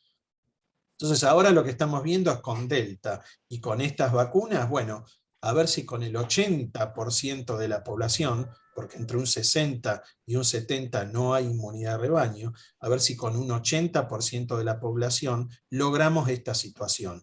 Entonces yo creo que recién cuando logremos esta situación, estemos vacunando y haya gente sin vacunar que no se infecte, ahí vamos a alcanzar la inmunidad de rebaño, ahí se cortó la transmisión viral y ahí podemos recién liberar las medidas de protección, el barbijo, distanciamiento, etc. Todavía con Delta no estamos en condiciones. Si no hubiera aparecido Delta, yo creo que ya estábamos en el mundo en esta situación post-pandemia por las vacunas. ¿Queda claro? Entonces, esta es la inmunidad de rebaño que estamos esperando, y hay países como Estados Unidos que va a ser muy difícil que lleguen a vacunar al 80%, porque no pasan del 65%. Entonces por eso es que están viendo todas las opciones de obligar, etc. Entonces, ¿a qué voy con esto? Ya voy a ir terminando. Con las vacunas solas no alcanzan. Puedo tener la mejor vacuna como las que tenemos ahora, pero si no tenemos planes de vacunación, esto no se soluciona. Entonces, las vacunas tienen una doble función: la protección individual, porque son buenas, porque protegen al individuo vacunado, pero también tienen la función de protección colectiva. Es decir, que con la inmunidad de rebaño hay que frenar la transmisión viral para que el que no se puede vacunar no se infecte, pero además, evitando la transmisión del virus, voy a evitar que aparezcan nuevas variantes, y esas variantes son el peor desafío para las vacunas, son la principal amenaza para la vacuna. Puede aparecer una nueva variante que no haga lo que vimos antes, de protección parcial. Por suerte, Delta muestra una protección parcial con las vacunas. Puede aparecer una nueva variante que las vacunas no protejan, y tenemos que empezar todo de cero, todo de nuevo, empezar a vacunar a todo el mundo en el menor tiempo posible, a la mayor velocidad posible. Entonces, en este momento está claro que la vacuna es la única herramienta que nos va a sacar de esto, que va a controlar la transmisión del virus, pero necesitamos planes de vacunación y que la gente se vacune. Esto mismo ha pasado, se ha observado a lo largo de la historia de la medicina. Fíjense esto, por ejemplo, en Inglaterra, distintas enfermedades, de nuevo, difteria, polio, sarampión, bordetela, hemófilus, etcétera, meningitis, y fíjense cómo eran la cantidad de contagios en la era prevacuna. En todos los casos, cuando se empieza a vacunar, se controla la enfermedad, se controla, no desaparece, se controla. ¿Por qué? Porque cuando dejamos de vacunar, empiezan los brotes. Hay un solo microorganismo que se ha erradicado, que es la viruela, el único, el resto se ha controlado con vacunación, como polio, rubiola, etc. Pero ha pasado siempre lo mismo. A partir de la aparición de las vacunas, las enfermedades se controlan.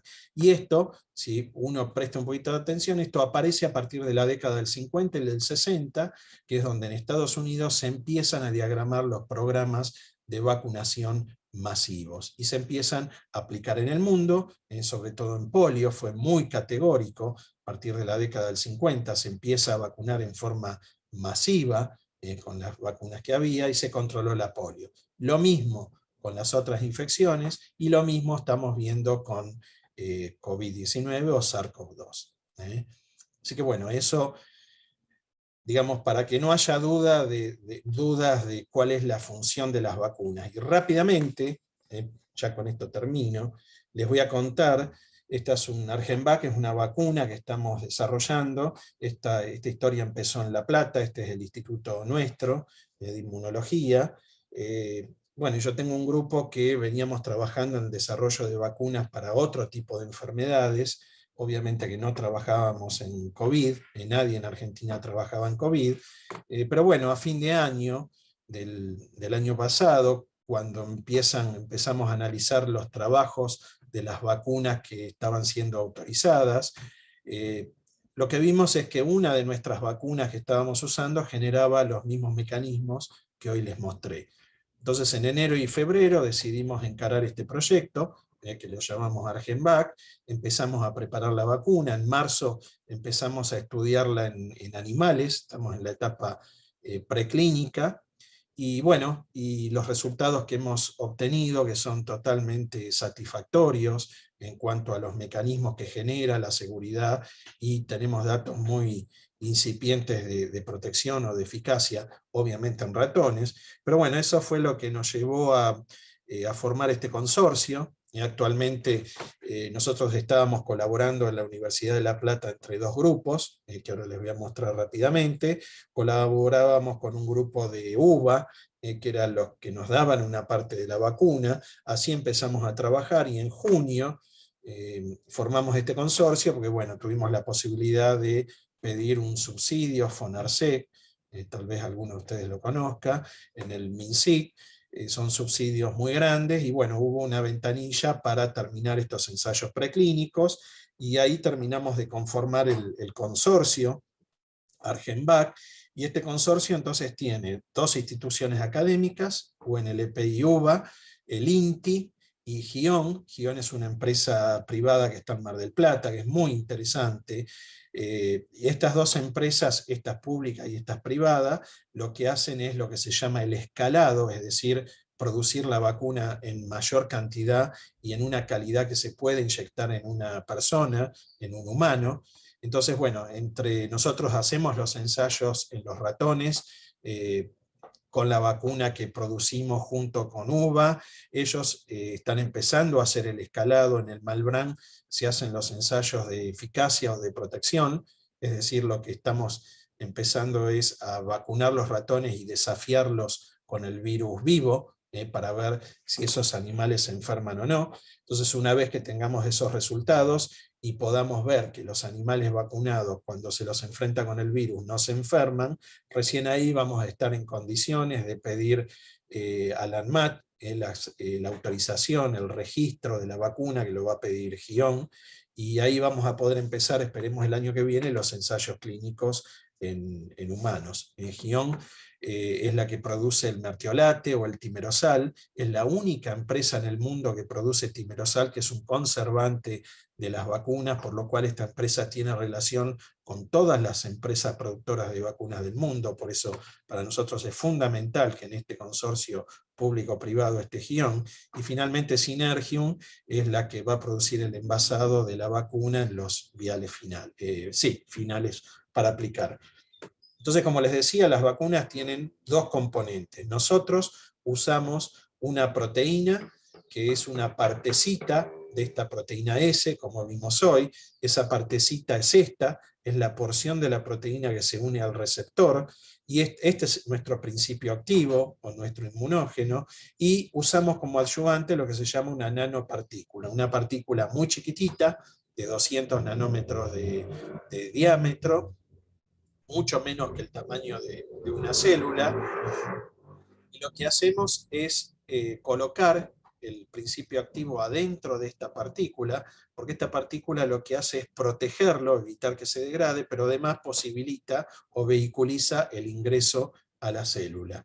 Entonces nuestra vacuna es esta nanopartícula con esta proteína RBD aquí adentro, y eso es lo que estamos estudiando en humanos, en este consorcio, donde, bueno, cada uno tiene una función perfectamente definida, nos complementamos absolutamente todos, y estamos todos aprendiendo del otro. Es muy interesante, esto es algo muy positivo que va a dejar esta pandemia, la formación de estos consorcios público-privados donde se van a generar nuevas capacidades. Bueno, acá hay algunos de los nombres, y bueno, esperemos el año que viene poder llegar por lo menos a tener esta vacuna para probarla en humanos. Bueno, y finalmente esta es la última. No somos el único proyecto que está desarrollando vacunas en Argentina, es uno de los 3 que han recibido financiación. El otro proyecto es en la Universidad de San Martín y el otro es en la Fundación Leluar. Y son las 3 vacunas distintas, lo cual es muy importante, y es muy importante para Argentina que tengamos lo que se llama soberanía en vacunas. Es decir, que podamos producir nuestras propias vacunas y que nosotros podamos decidir qué hacer con esa vacuna, y eso toma dimensión o importancia con todo lo que hemos estado viendo de la distribución y de las dificultades para conseguir las vacunas, y también tiene mucho que ver con las variantes virales, porque nosotros, cualquiera de estas vacunas se puede adaptar a las variantes virales que están circulando en Argentina, y no hace falta esperar a que una empresa como Pfizer decida hacer una vacuna dirigida a nuestro país o nuestra región, si ellos no tienen esa variante viral circulando, como es el caso, por ejemplo, de la variante andina, que es muy importante en nuestro país. Así que bueno, eso creo que es todo lo que tengo. Bueno, hay mucho más para contar. Si quieren, estoy dispuesto a contestar preguntas. Espero que se haya entendido, que les haya interesado y que no haya sido muy extenso. Impresionante la presentación. La verdad que me parece realmente sacaron prácticamente todas las dudas. Igual estaba acá la pregunta de Alberto, que decía cuál argumento tenemos contra los antivacunas cuando dicen que no se sabe a largo plazo las consecuencias que pueden tener estas vacunas en los vacunados. Si hubiéramos esperado el tiempo para contestar esa pregunta, vimos lo que eran las curvas. El costo hubiera sido altísimo. Hay vacunas, la única vacuna absolutamente nueva son las de ARN. Son las únicas vacunas nuevas que nunca se habían licenciado. Las vacunas a vectores virales como la de AstraZeneca o Sputnik sí se han utilizado en influenza, en HIV, en ébola, en paperas, y no se han visto a lo largo de los años reacciones adversas. Y vacunas como la de Sinopharm, yo creo que es la más segura, porque son vacunas que hace 40, 50 años que se están usando y no se han visto efectos adversos. Entonces la pregunta está muy bien eso. ¿Van a producir reacciones adversas? Hasta ahora lo que se ha visto es que no producen. Ahora, si hubiéramos tenido que esperar para ver si en 10 años producen reacciones adversas, fíjense cuál sería el costo, la cantidad de personas fallecidas que tendríamos, ¿no? Bueno, gracias. Oscar, ¿querés hacer una consulta? Sí, gracias. Ante todo, muchas gracias, doctor, no solo por esta exposición fantástica, sino por este esfuerzo enorme que están haciendo en un momento de desánimo en la Argentina y que nos permite darnos cuenta que el futuro está aquí a la mano. Así que doblemente gracias. 2 preguntas, una de tipo general y una particular. La general, yo quisiera saber si está segmentado por comorbilidades los fallecimientos, porque me parece que una de las razones que puede ayudar a que haya bajado la mortalidad es que la mayor parte de los fallecimientos tuvieron que ver con comorbilidades que ya no existen porque fallecieron quienes los tuvieron. O sea, funcionó una especie de neomaltusianismo en este caso. Y la segunda pregunta, esta muy concreta, usted habló de la tercera dosis, y yo lo que quiero saber es si eso es innecesario o directamente está contraindicado. Gracias. Bien. Bueno, le agradezco mucho las palabras, muy buenas las 2 preguntas. En primera instancia, yo creo que tener la mayor parte de la población vulnerable, mayores de edad y más expuesta, personal de salud, vacunado, eso es lo que ha bajado mucho el número de fallecidos. Aquí en Argentina todavía eso, digamos, uno esperaría que haya mucho menos. Todavía no hay forma de explicarlo, también tiene mucho que ver con lentitud en la carga, etcétera, pero a mí ese argumento no me cierra, debería ser menos.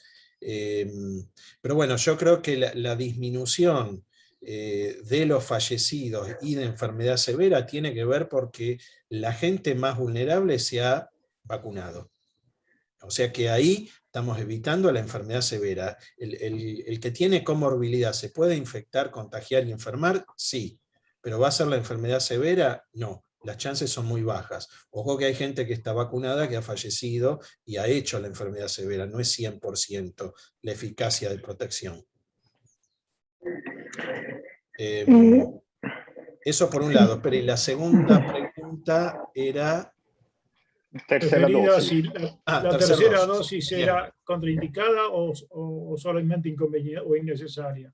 Bien, no, contraindicada no, o sea, si ahora se da una tercera dosis habiendo inmunidad, no pasa nada, no va a pasar absolutamente nada. Lo que pasa es que esa tercera dosis tendríamos que guardarla para vacunar al que no recibió una dosis o 2 dosis. O sea, yo creo que es innecesario en este momento, salvo en aquellas personas que tienen problemas de inmunidad, inmunodeficientes, inmunosuprimidos por trasplante, por autoinmunidad, por lo que sea, ahí sí, pero no es una tercera dosis de refuerzo, es una tercera dosis para completar el esquema, porque en esas personas, como el sistema inmune no funciona adecuadamente, bueno, probablemente eso ya se ha demostrado con muchos trabajos, necesitan una tercera dosis para mejorar el funcionamiento del sistema inmune. Pero en población general, en este momento, dar una tercera dosis no tiene ningún sentido. Para mí es usar la vacuna en algo que no hace falta. Usemos la vacuna para vacunar el que no recibió una dosis o el que no recibió la segunda dosis para protegerlo de una eventual ola de variante Delta. Te quiero hacer una pregunta, Guillermo. Sabemos que, bueno, como explicaste muy bien, la defensa inmunitaria va para parte de producción de anticuerpos celulares, ¿no? Tenemos dos mecanismos. Sabemos también que, por ejemplo, en hepatitis, nosotros sabemos que bajo un cierto nivel de anticuerpo hay que dar un refuerzo. ¿Okay? Para vos, ¿tendremos en un próximo futuro un nivel básico de anticuerpo bajo los cuales vamos a decir necesitamos la tercera dosis? Porque nosotros estamos calculando la tercera dosis en términos de tiempo de la segunda dosis, cuando deberíamos calcularlo en términos por lo menos de protección anticorpal. ¿Qué opina de esto? Sí, dos cosas, o tres. Primero la pregunta es la pregunta en este momento. En este momento sí. El anticuerpo, mirá lo que voy a decir, todavía no estamos seguros que los anticuerpos sean realmente el marcador de protección o el correlato de protección. Todo parece indicar que sí, pero no estamos seguros. Un ejemplo es la vacuna Sinopharm. La vacuna Sinopharm da niveles bajos de anticuerpo y da muy buena protección. Y eso lo estamos viendo. Genera buenos mecanismos de inmunidad celular que protegen. Eso es con Sinopharm. La mayor parte de los trabajos demuestran que es así. Eso primero. Segundo, cuando uno habla de anticuerpos, no son esos anticuerpos que uno mide con una ELISA anti-RBD o anti-S, son los neutralizantes. Y eso se mide de otra manera. Se mide con un ensayo que justamente lo que evalúa es la capacidad de neutralización. Nosotros podemos tener una enorme cantidad de anticuerpos, pero muy poquitos son neutralizantes. ¿Quiénes protegen? Esos poquititos, no los otros. Porque una persona infectada genera anticuerpos contra muchas proteínas. El virus tiene 6 proteínas. Y dentro de la proteína S, solo son neutralizantes los anticuerpos que reconocen esa partecita de la proteína S que se va a unir al receptor. Por eso la vacuna nuestra es contra RBD. Esa es la parte. Nosotros, todos los anticuerpos que generamos son neutralizantes. Entonces, si uno mide anticuerpos totales, no está midiendo lo que protege. Está midiendo la respuesta humoral. Y así todo, si hay baja respuesta humoral, puede tener buena respuesta celular. Y último concepto es, siempre después que se activa el sistema inmune, los anticuerpos disminuyen. siempre. No nos podemos cargar toda la vida de todos los anticuerpos que generamos. Entonces, ¿cuál es la diferencia? Es que los anticuerpos desaparecen, lo que quedan son las células. Entonces hay que medir las células que producen los anticuerpos. Entonces es un error cuando alguien se va a medir un anticuerpo a los 3-4 meses de abajo y dice, ya perdí la inmunidad. Eso es lo que están confundiendo con la tercera dosis. Y esta semana salió un trabajo, el primero en The Lancet, que midieron esas células que producen los anticuerpos y dicen las células están. Entonces, si la persona se reinfecta, esas células vuelven a dividirse y vuelven a generar los anticuerpos. Complejo. Por eso desaconsejamos medirse anticuerpos a la gente, porque empieza a haber una psicosis de que no tengo anticuerpos, la vacuna no funcionó. No es así, hay 5 mecanismos. O si se lo midieron un tiempo prolongado después de la vacunación, bajan solos. No es porque la vacuna no funcionó. Entonces eso genera una psicosis y es lo que quieren convencer para vender más vacunas. ¿Por qué solo Pfizer quiere vender? Porque no sabe qué hacer, las tiran. Yo creo que tiene que ver con algo comercial eso. Quería hacer una pregunta a la señora Mari, si se abre el micrófono, adelante. Sí, muchas gracias y la verdad que fue súper interesante y aprendimos mucho. La pregunta está dirigida a, digamos, a los intervalos. Es decir, por ejemplo, pasó en Argentina con el intervalo del Sputnik y con la mezcla. ¿Qué opina usted y cuál es el intervalo? Porque se habló primero de un mes, después 3 meses, después 5 meses, y bueno, quería saber especialmente el tema del intervalo y el tema de la mezcla, o si convendría, cuando el intervalo es muy grande, empezar una serie nueva. Es decir, perfecto, son 3 preguntas. 3 preguntas, sí. Bien, para la primera se ha demostrado que si transcurre un tiempo o se dilata la segunda dosis, la eficacia mejora. Eso tiene que ver con un mecanismo que se llama maduración de la respuesta inmune. Entonces, yo genero una célula con la primera dosis y esa célula va madurando, va generando cada vez mejores anticuerpos. Tendría que ir a algo muy técnico para que se entiendan detalles.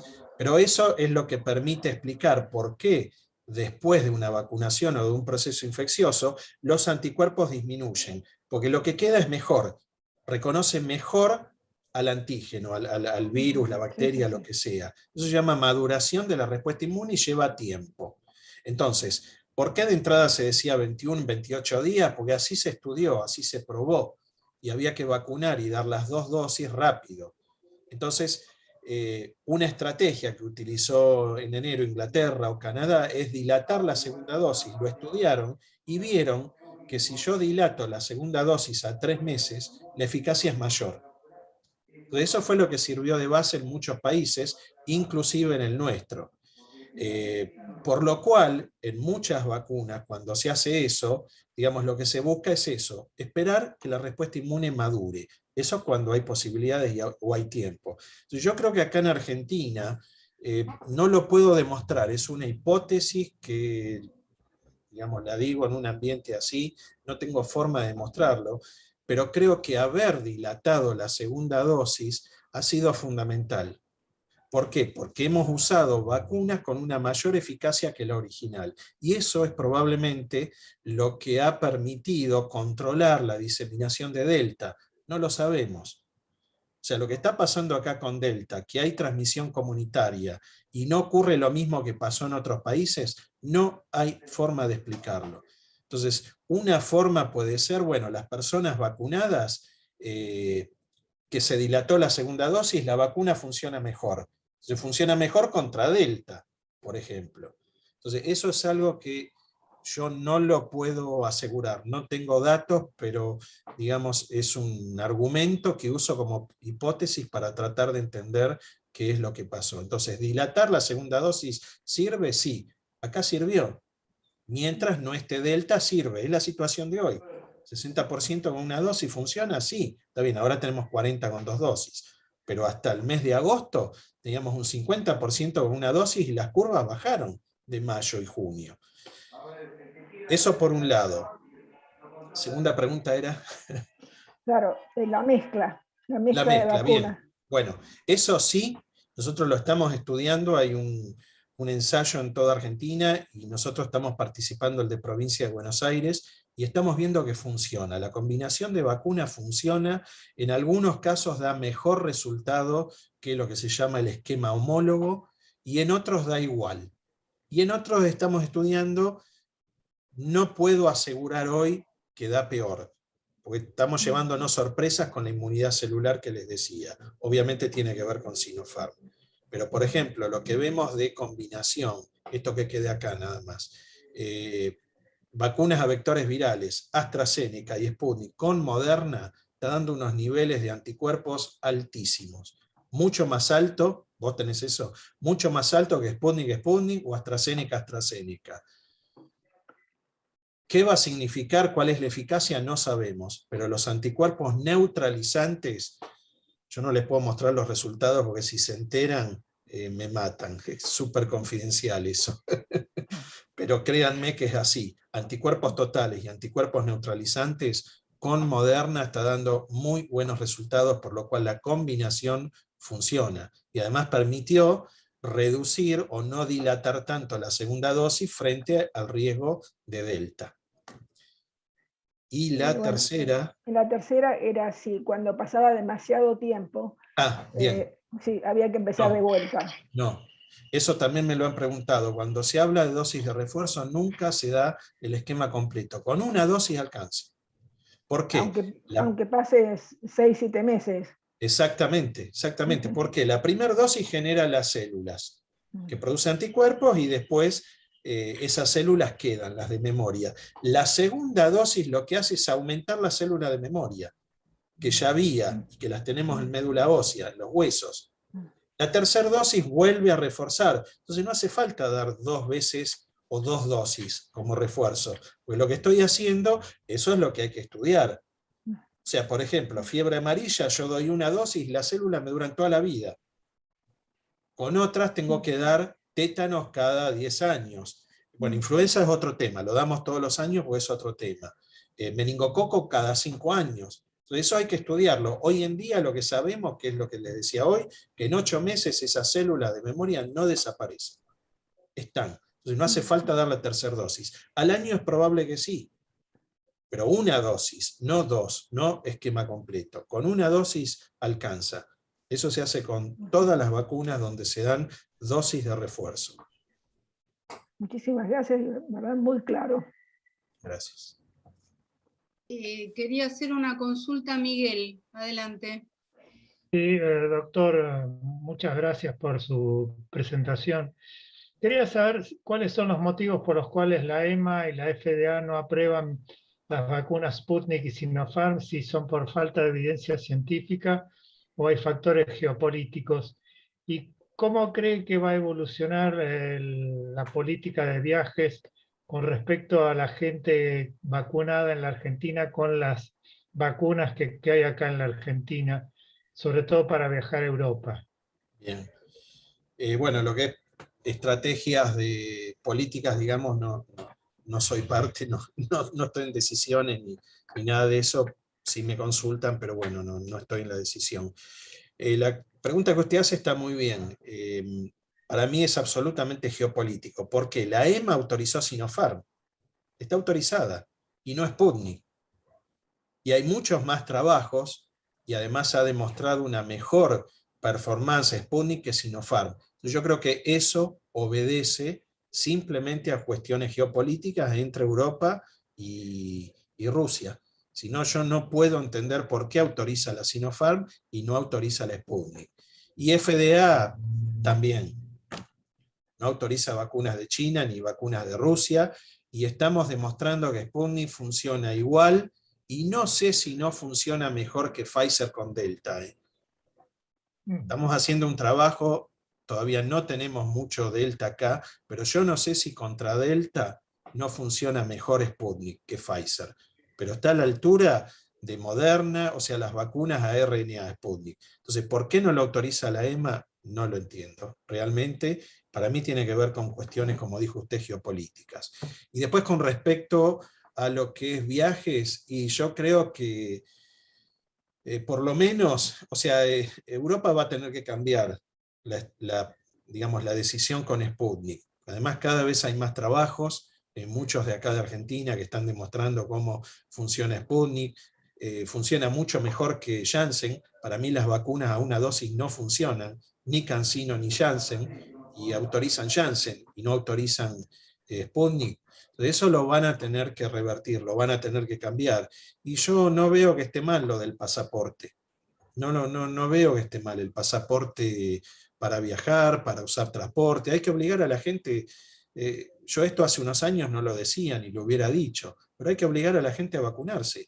Porque si ellos no quieren vacunarse sin ningún argumento, el antivacuna no tiene ningún argumento para fundamentar lo que ellos sostienen, ninguno, son todas cosas fantasiosas, que el virus no existe, que el virus produce mutaciones, que todas mentiras, falacias. Entonces, si ellos no se quieren vacunar, que no se vacunen, pero el tema es que están embromando al resto de la sociedad, al vacunado. ¿Por qué? Porque es mucha gente la que no se vacuna, sigue habiendo transmisión viral, se generan nuevas variantes y eso afecta al vacunado. O sea, afecta a toda la actividad, a toda la, digamos, la actividad social en todo el mundo. Entonces, de alguna manera hay que obligarlos a vacunarse, porque está demostrado que son seguras y son eficaces. Entonces, yo no lo veo mal que todo lo que sea actividad, digamos, que no sea esencial, viajar, ir a un espectáculo deportivo, al teatro, al cine, a un restaurante, que se los obligue. O sea, entra solo el vacunado. No estoy muy seguro con el trabajo y con vacunas autorizadas, sí con vacunas aprobadas, como Pfizer. Acá hay vacunas que son obligatorias. La BCG es obligatoria, si no, no le dan el DNI. Bueno, pero está aprobada. Entonces, con vacunas aprobadas, obligar a vacunarse, sí, yo estoy totalmente de acuerdo, porque tenemos que salir de esta locura. Ahora, con vacunas autorizadas, ahí no estoy tan seguro. Entonces, con una actividad esencial como es trabajar, para tener un salario, bueno, ahí me hace un poquito de ruido y no lo tengo tan claro legalmente cómo se resuelve. Pero que no lo dejen entrar en un restaurante al no vacunado me parece perfecto. Lo que hizo Francia me parece perfecto. Estoy totalmente de acuerdo. Guillermo, se me permite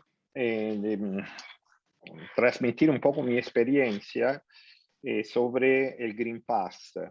Yo estaba con la primera dosis de Sputnik. Como llegué en Italia, hay un centro de vacunaciones en el aeropuerto, ya había pasado 2 meses y medio. Como italiano fue para vacunarme, le dije que tenía la primera dosis de Sputnik y no me querían vacunar. Cioè, tuve de verdad una pelea con el médico diciendo que yo era un profesional y que quería vacunarme bajo mi responsabilidad con la segunda dosis de Moderna. Y cuando yo le pedí al médico de firmarme una carta en la cual él no me quería vacunar, me vacunaron. Pero quiero decir, hay una fuerte resistencia, que yo no sé por qué, nella quale si cualquier persona de América Latina que va con una o de otro país con una vacuna que no está reconocida en Europa y lo declara, no te quiere dar la segunda vacuna. ¿Okay? Entonces, hay para mí, como dijiste vos, es muy importante el concepto de una autorización a todas las personas que son vacunadas, pero esta autorización no puede tener una marca de una vacuna, cioè debería tener algo de diferente que puede ser la respuesta anticorpale o la respuesta humorale o lo que sea, pero el mundo científico debería colocar algo que la defensa de nosotros y del próximo, pero no bajo una marca comercial. Entonces, eso puede ser que va a ser el segundo grande desafío. Estamos todos de acuerdo con lo que vos dijiste, absolutamente de acuerdo. 2 cosas importantes, protección y vacuna. Sobre esto no se discute. Para llegar a esto deberíamos crear un consenso a nivel político, social, de las personas, etcétera, etcétera, para demostrar cuánto es importante todo lo que vos dijiste. Okay. Una pregunta, Jean-Paul. Sí. Pablo, si vos no decías que tenías la vacuna como italiano, ¿no te vacunaban? Sí, sí, como italiano me vacunaba. Sí.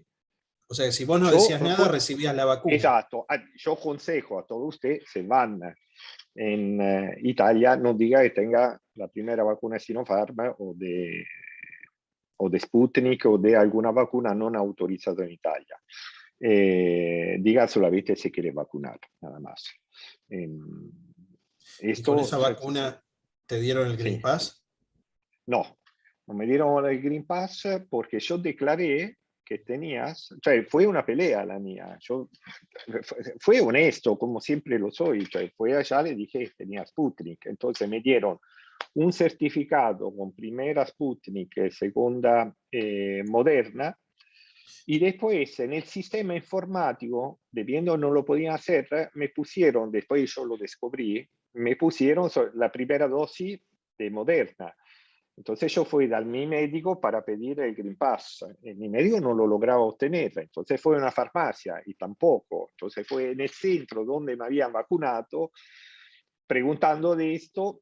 Y bueno, me contestaron dos cosas. Sí, estoy registrado como primera dosis, pero no me podían dar el certificado porque el sistema no estaba funcionando. Entonces tenía el avión de regresar a Argentina, me vino acá y quiero blanquear mi situación en Argentina, pero tampoco sé cómo hacerla.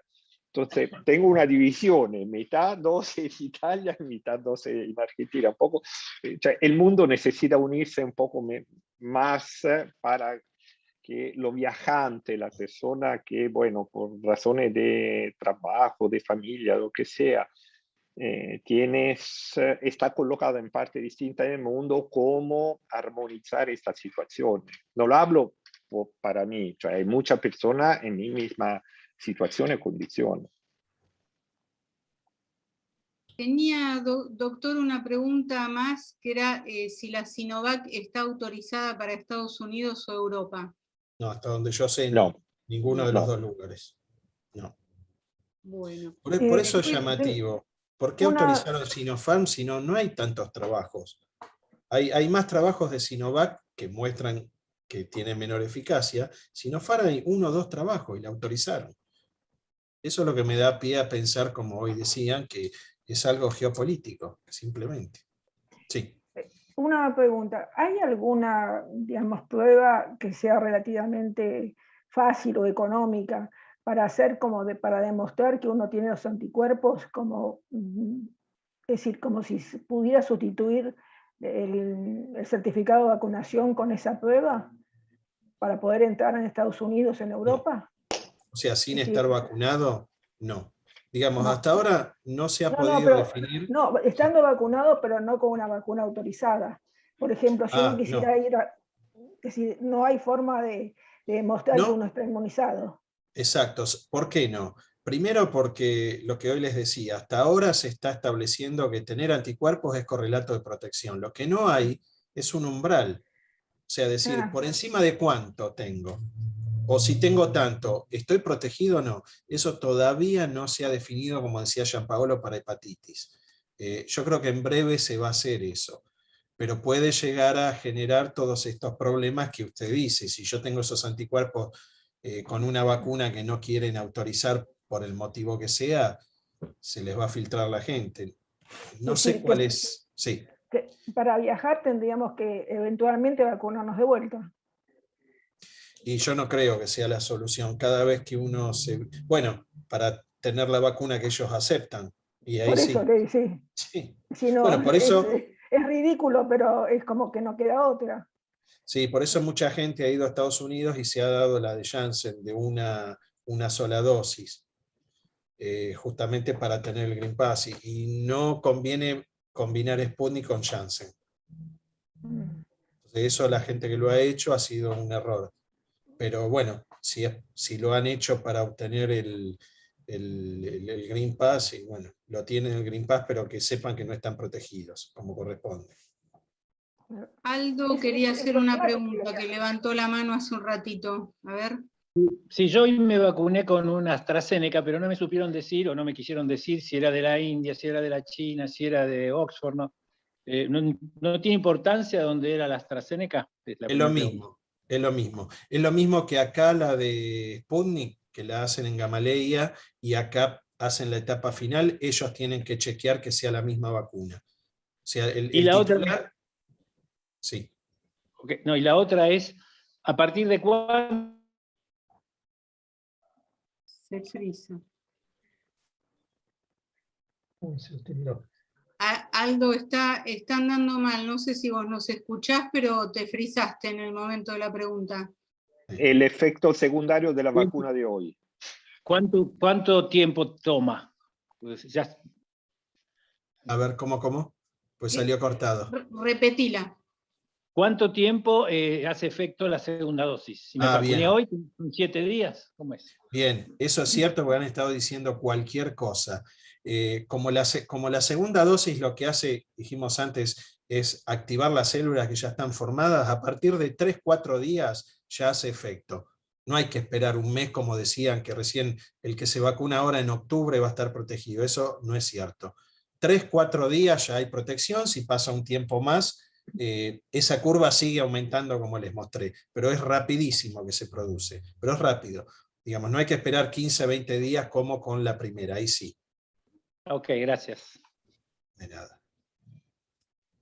Gianpaolo, ¿querías comentar algo? Sí, acerca de dos cosas. Uno de los viajes. Aún no es fácil viajar. También en Italia hay muchas restricciones. Cioè, puede viajar solamente o por asunto de trabajo o porque tiene familiares o porque hay grave problema de salud. Por otras razones no lo están autorizando la entrada, independientemente de la vacuna o no. Okay. Entonces, aún no es fácil viajar, lo que decía Guillermo, que es muy importante aún mantener alto el nivel de guardia. Okay.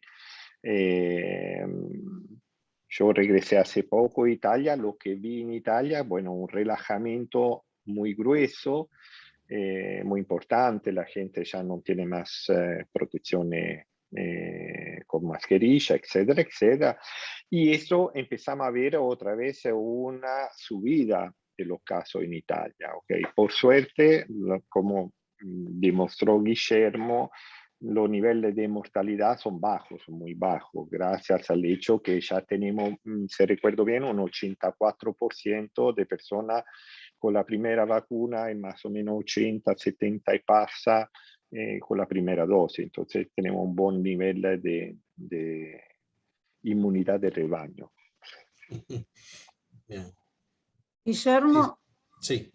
yo te quería preguntar sobre qué opinas de la factibilidad de vacunas combinadas de flu con COVID. No debería haber ningún problema. Ninguno. Así como se da la quíntuple, la sextuple viral todo junto, no debería haber problema, yo creo, dándolas en forma simultánea en la misma vacuna o separados. Dijimos que cada vacuna es específica. Yo lo que doy contra influenza va a funcionar contra influenza y no va a afectar contra SARS-CoV-2 o cualquier otra. No debería pasar nada. El problema Hasta es que ahora, debería ser estacional.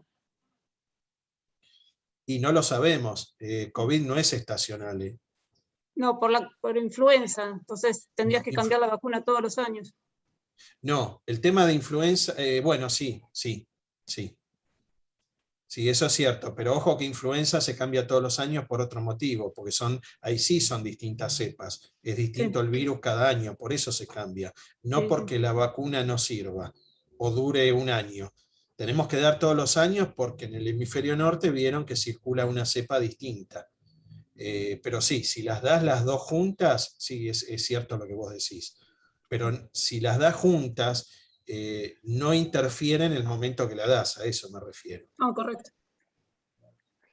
Se me permite, como decir, en la esquina de publicidad, bueno, ustedes se dieron cuenta de la complejidad desde la investigación, el grande desafío, el hecho de haber hecho una vacuna en tan poco tiempo, fue espectacular el gráfico, Guillermo, que presentaste.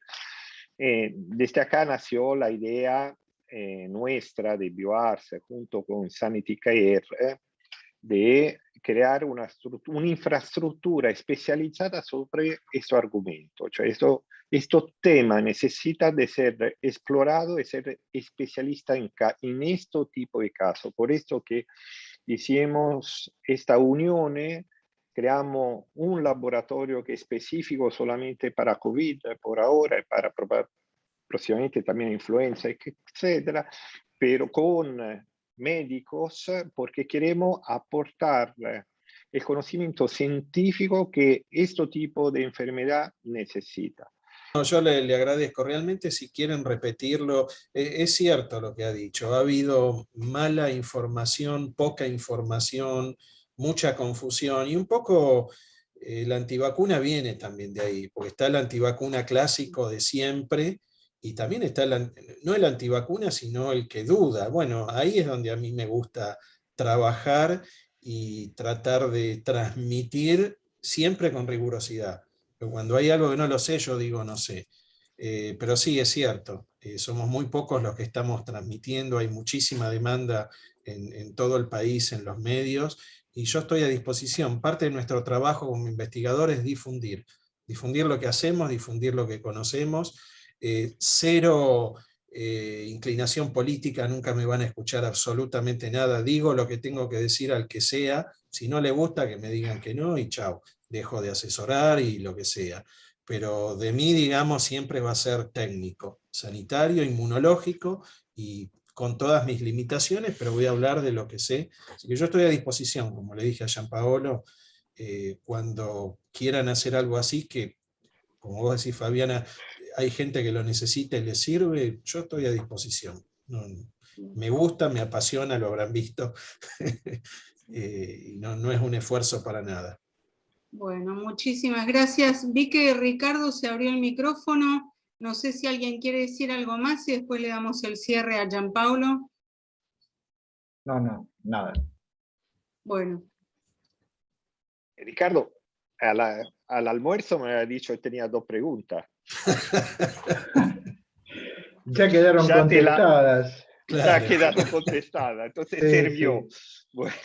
sí, honestamente sí, fue muy útil. Yo tengo las 2 dosis de Sinopharm y bueno, la duda que tenía, Guillermo la reafirmó 2 veces y bueno, ya es suficiente. Sí. Sé que no puedo viajar a ninguna parte del mundo, pero por lo menos estoy vacunado. No, pero en Europa sí, lo van a dejar porque está aprobada por la EMA. ¿Ah, sí? Sí, Bueno. Sí, Europa sí. En Italia me habían dicho que no. A ver, por ahora no, Guillermo. Por ahora no está dentro. En España sí, en Italia no. Depende de Sarà cosa que cambia, exacto. La EMA sí, la está autorizó. aprobado. Sí, cada país decidirá. Sí. Exacto. Bueno, yo quería darle el cierre. Antes que nada, quiero agradecer a todos. Parece una broma, pero fueron 2 horas y 20 minutos más o menos, de los cuales fuimos todos atentos, silenciosos. Espero que, bueno, esta actividad que nace más dalla buona volontà nel caffè, dalla relazione che tenemos con Fabiana, da mi relazione con Guillermo, da otra persona, etcétera, es un pequeño experimento, nunca yo lo probé, de hablar de cosas técnico-científicas dentro un grupo de personas que generalmente hablamos de arte, literatura y otra cosa, de negocio, presupuesto. Entonces, me parece que salió todo perfecto y siendo el viernes a las casi 7 de la noche, lo liberamos a todos y agradezco de verdad profundamente a todas las personas que estuvieron en esta lindísima charla sobre el COVID. Bueno, buen fin de semana. Muchísimas gracias. Muchas Gracias. Espero que me inviten Gracias, para la del gracias. Pardo. Chau. Sí, para Sí, todo. esto sí, esto va seguro. Chao. Bueno. Gracias. Buenas tardes. Chao, Marco. Chao, buenas Gracias. tardes. Hasta luego.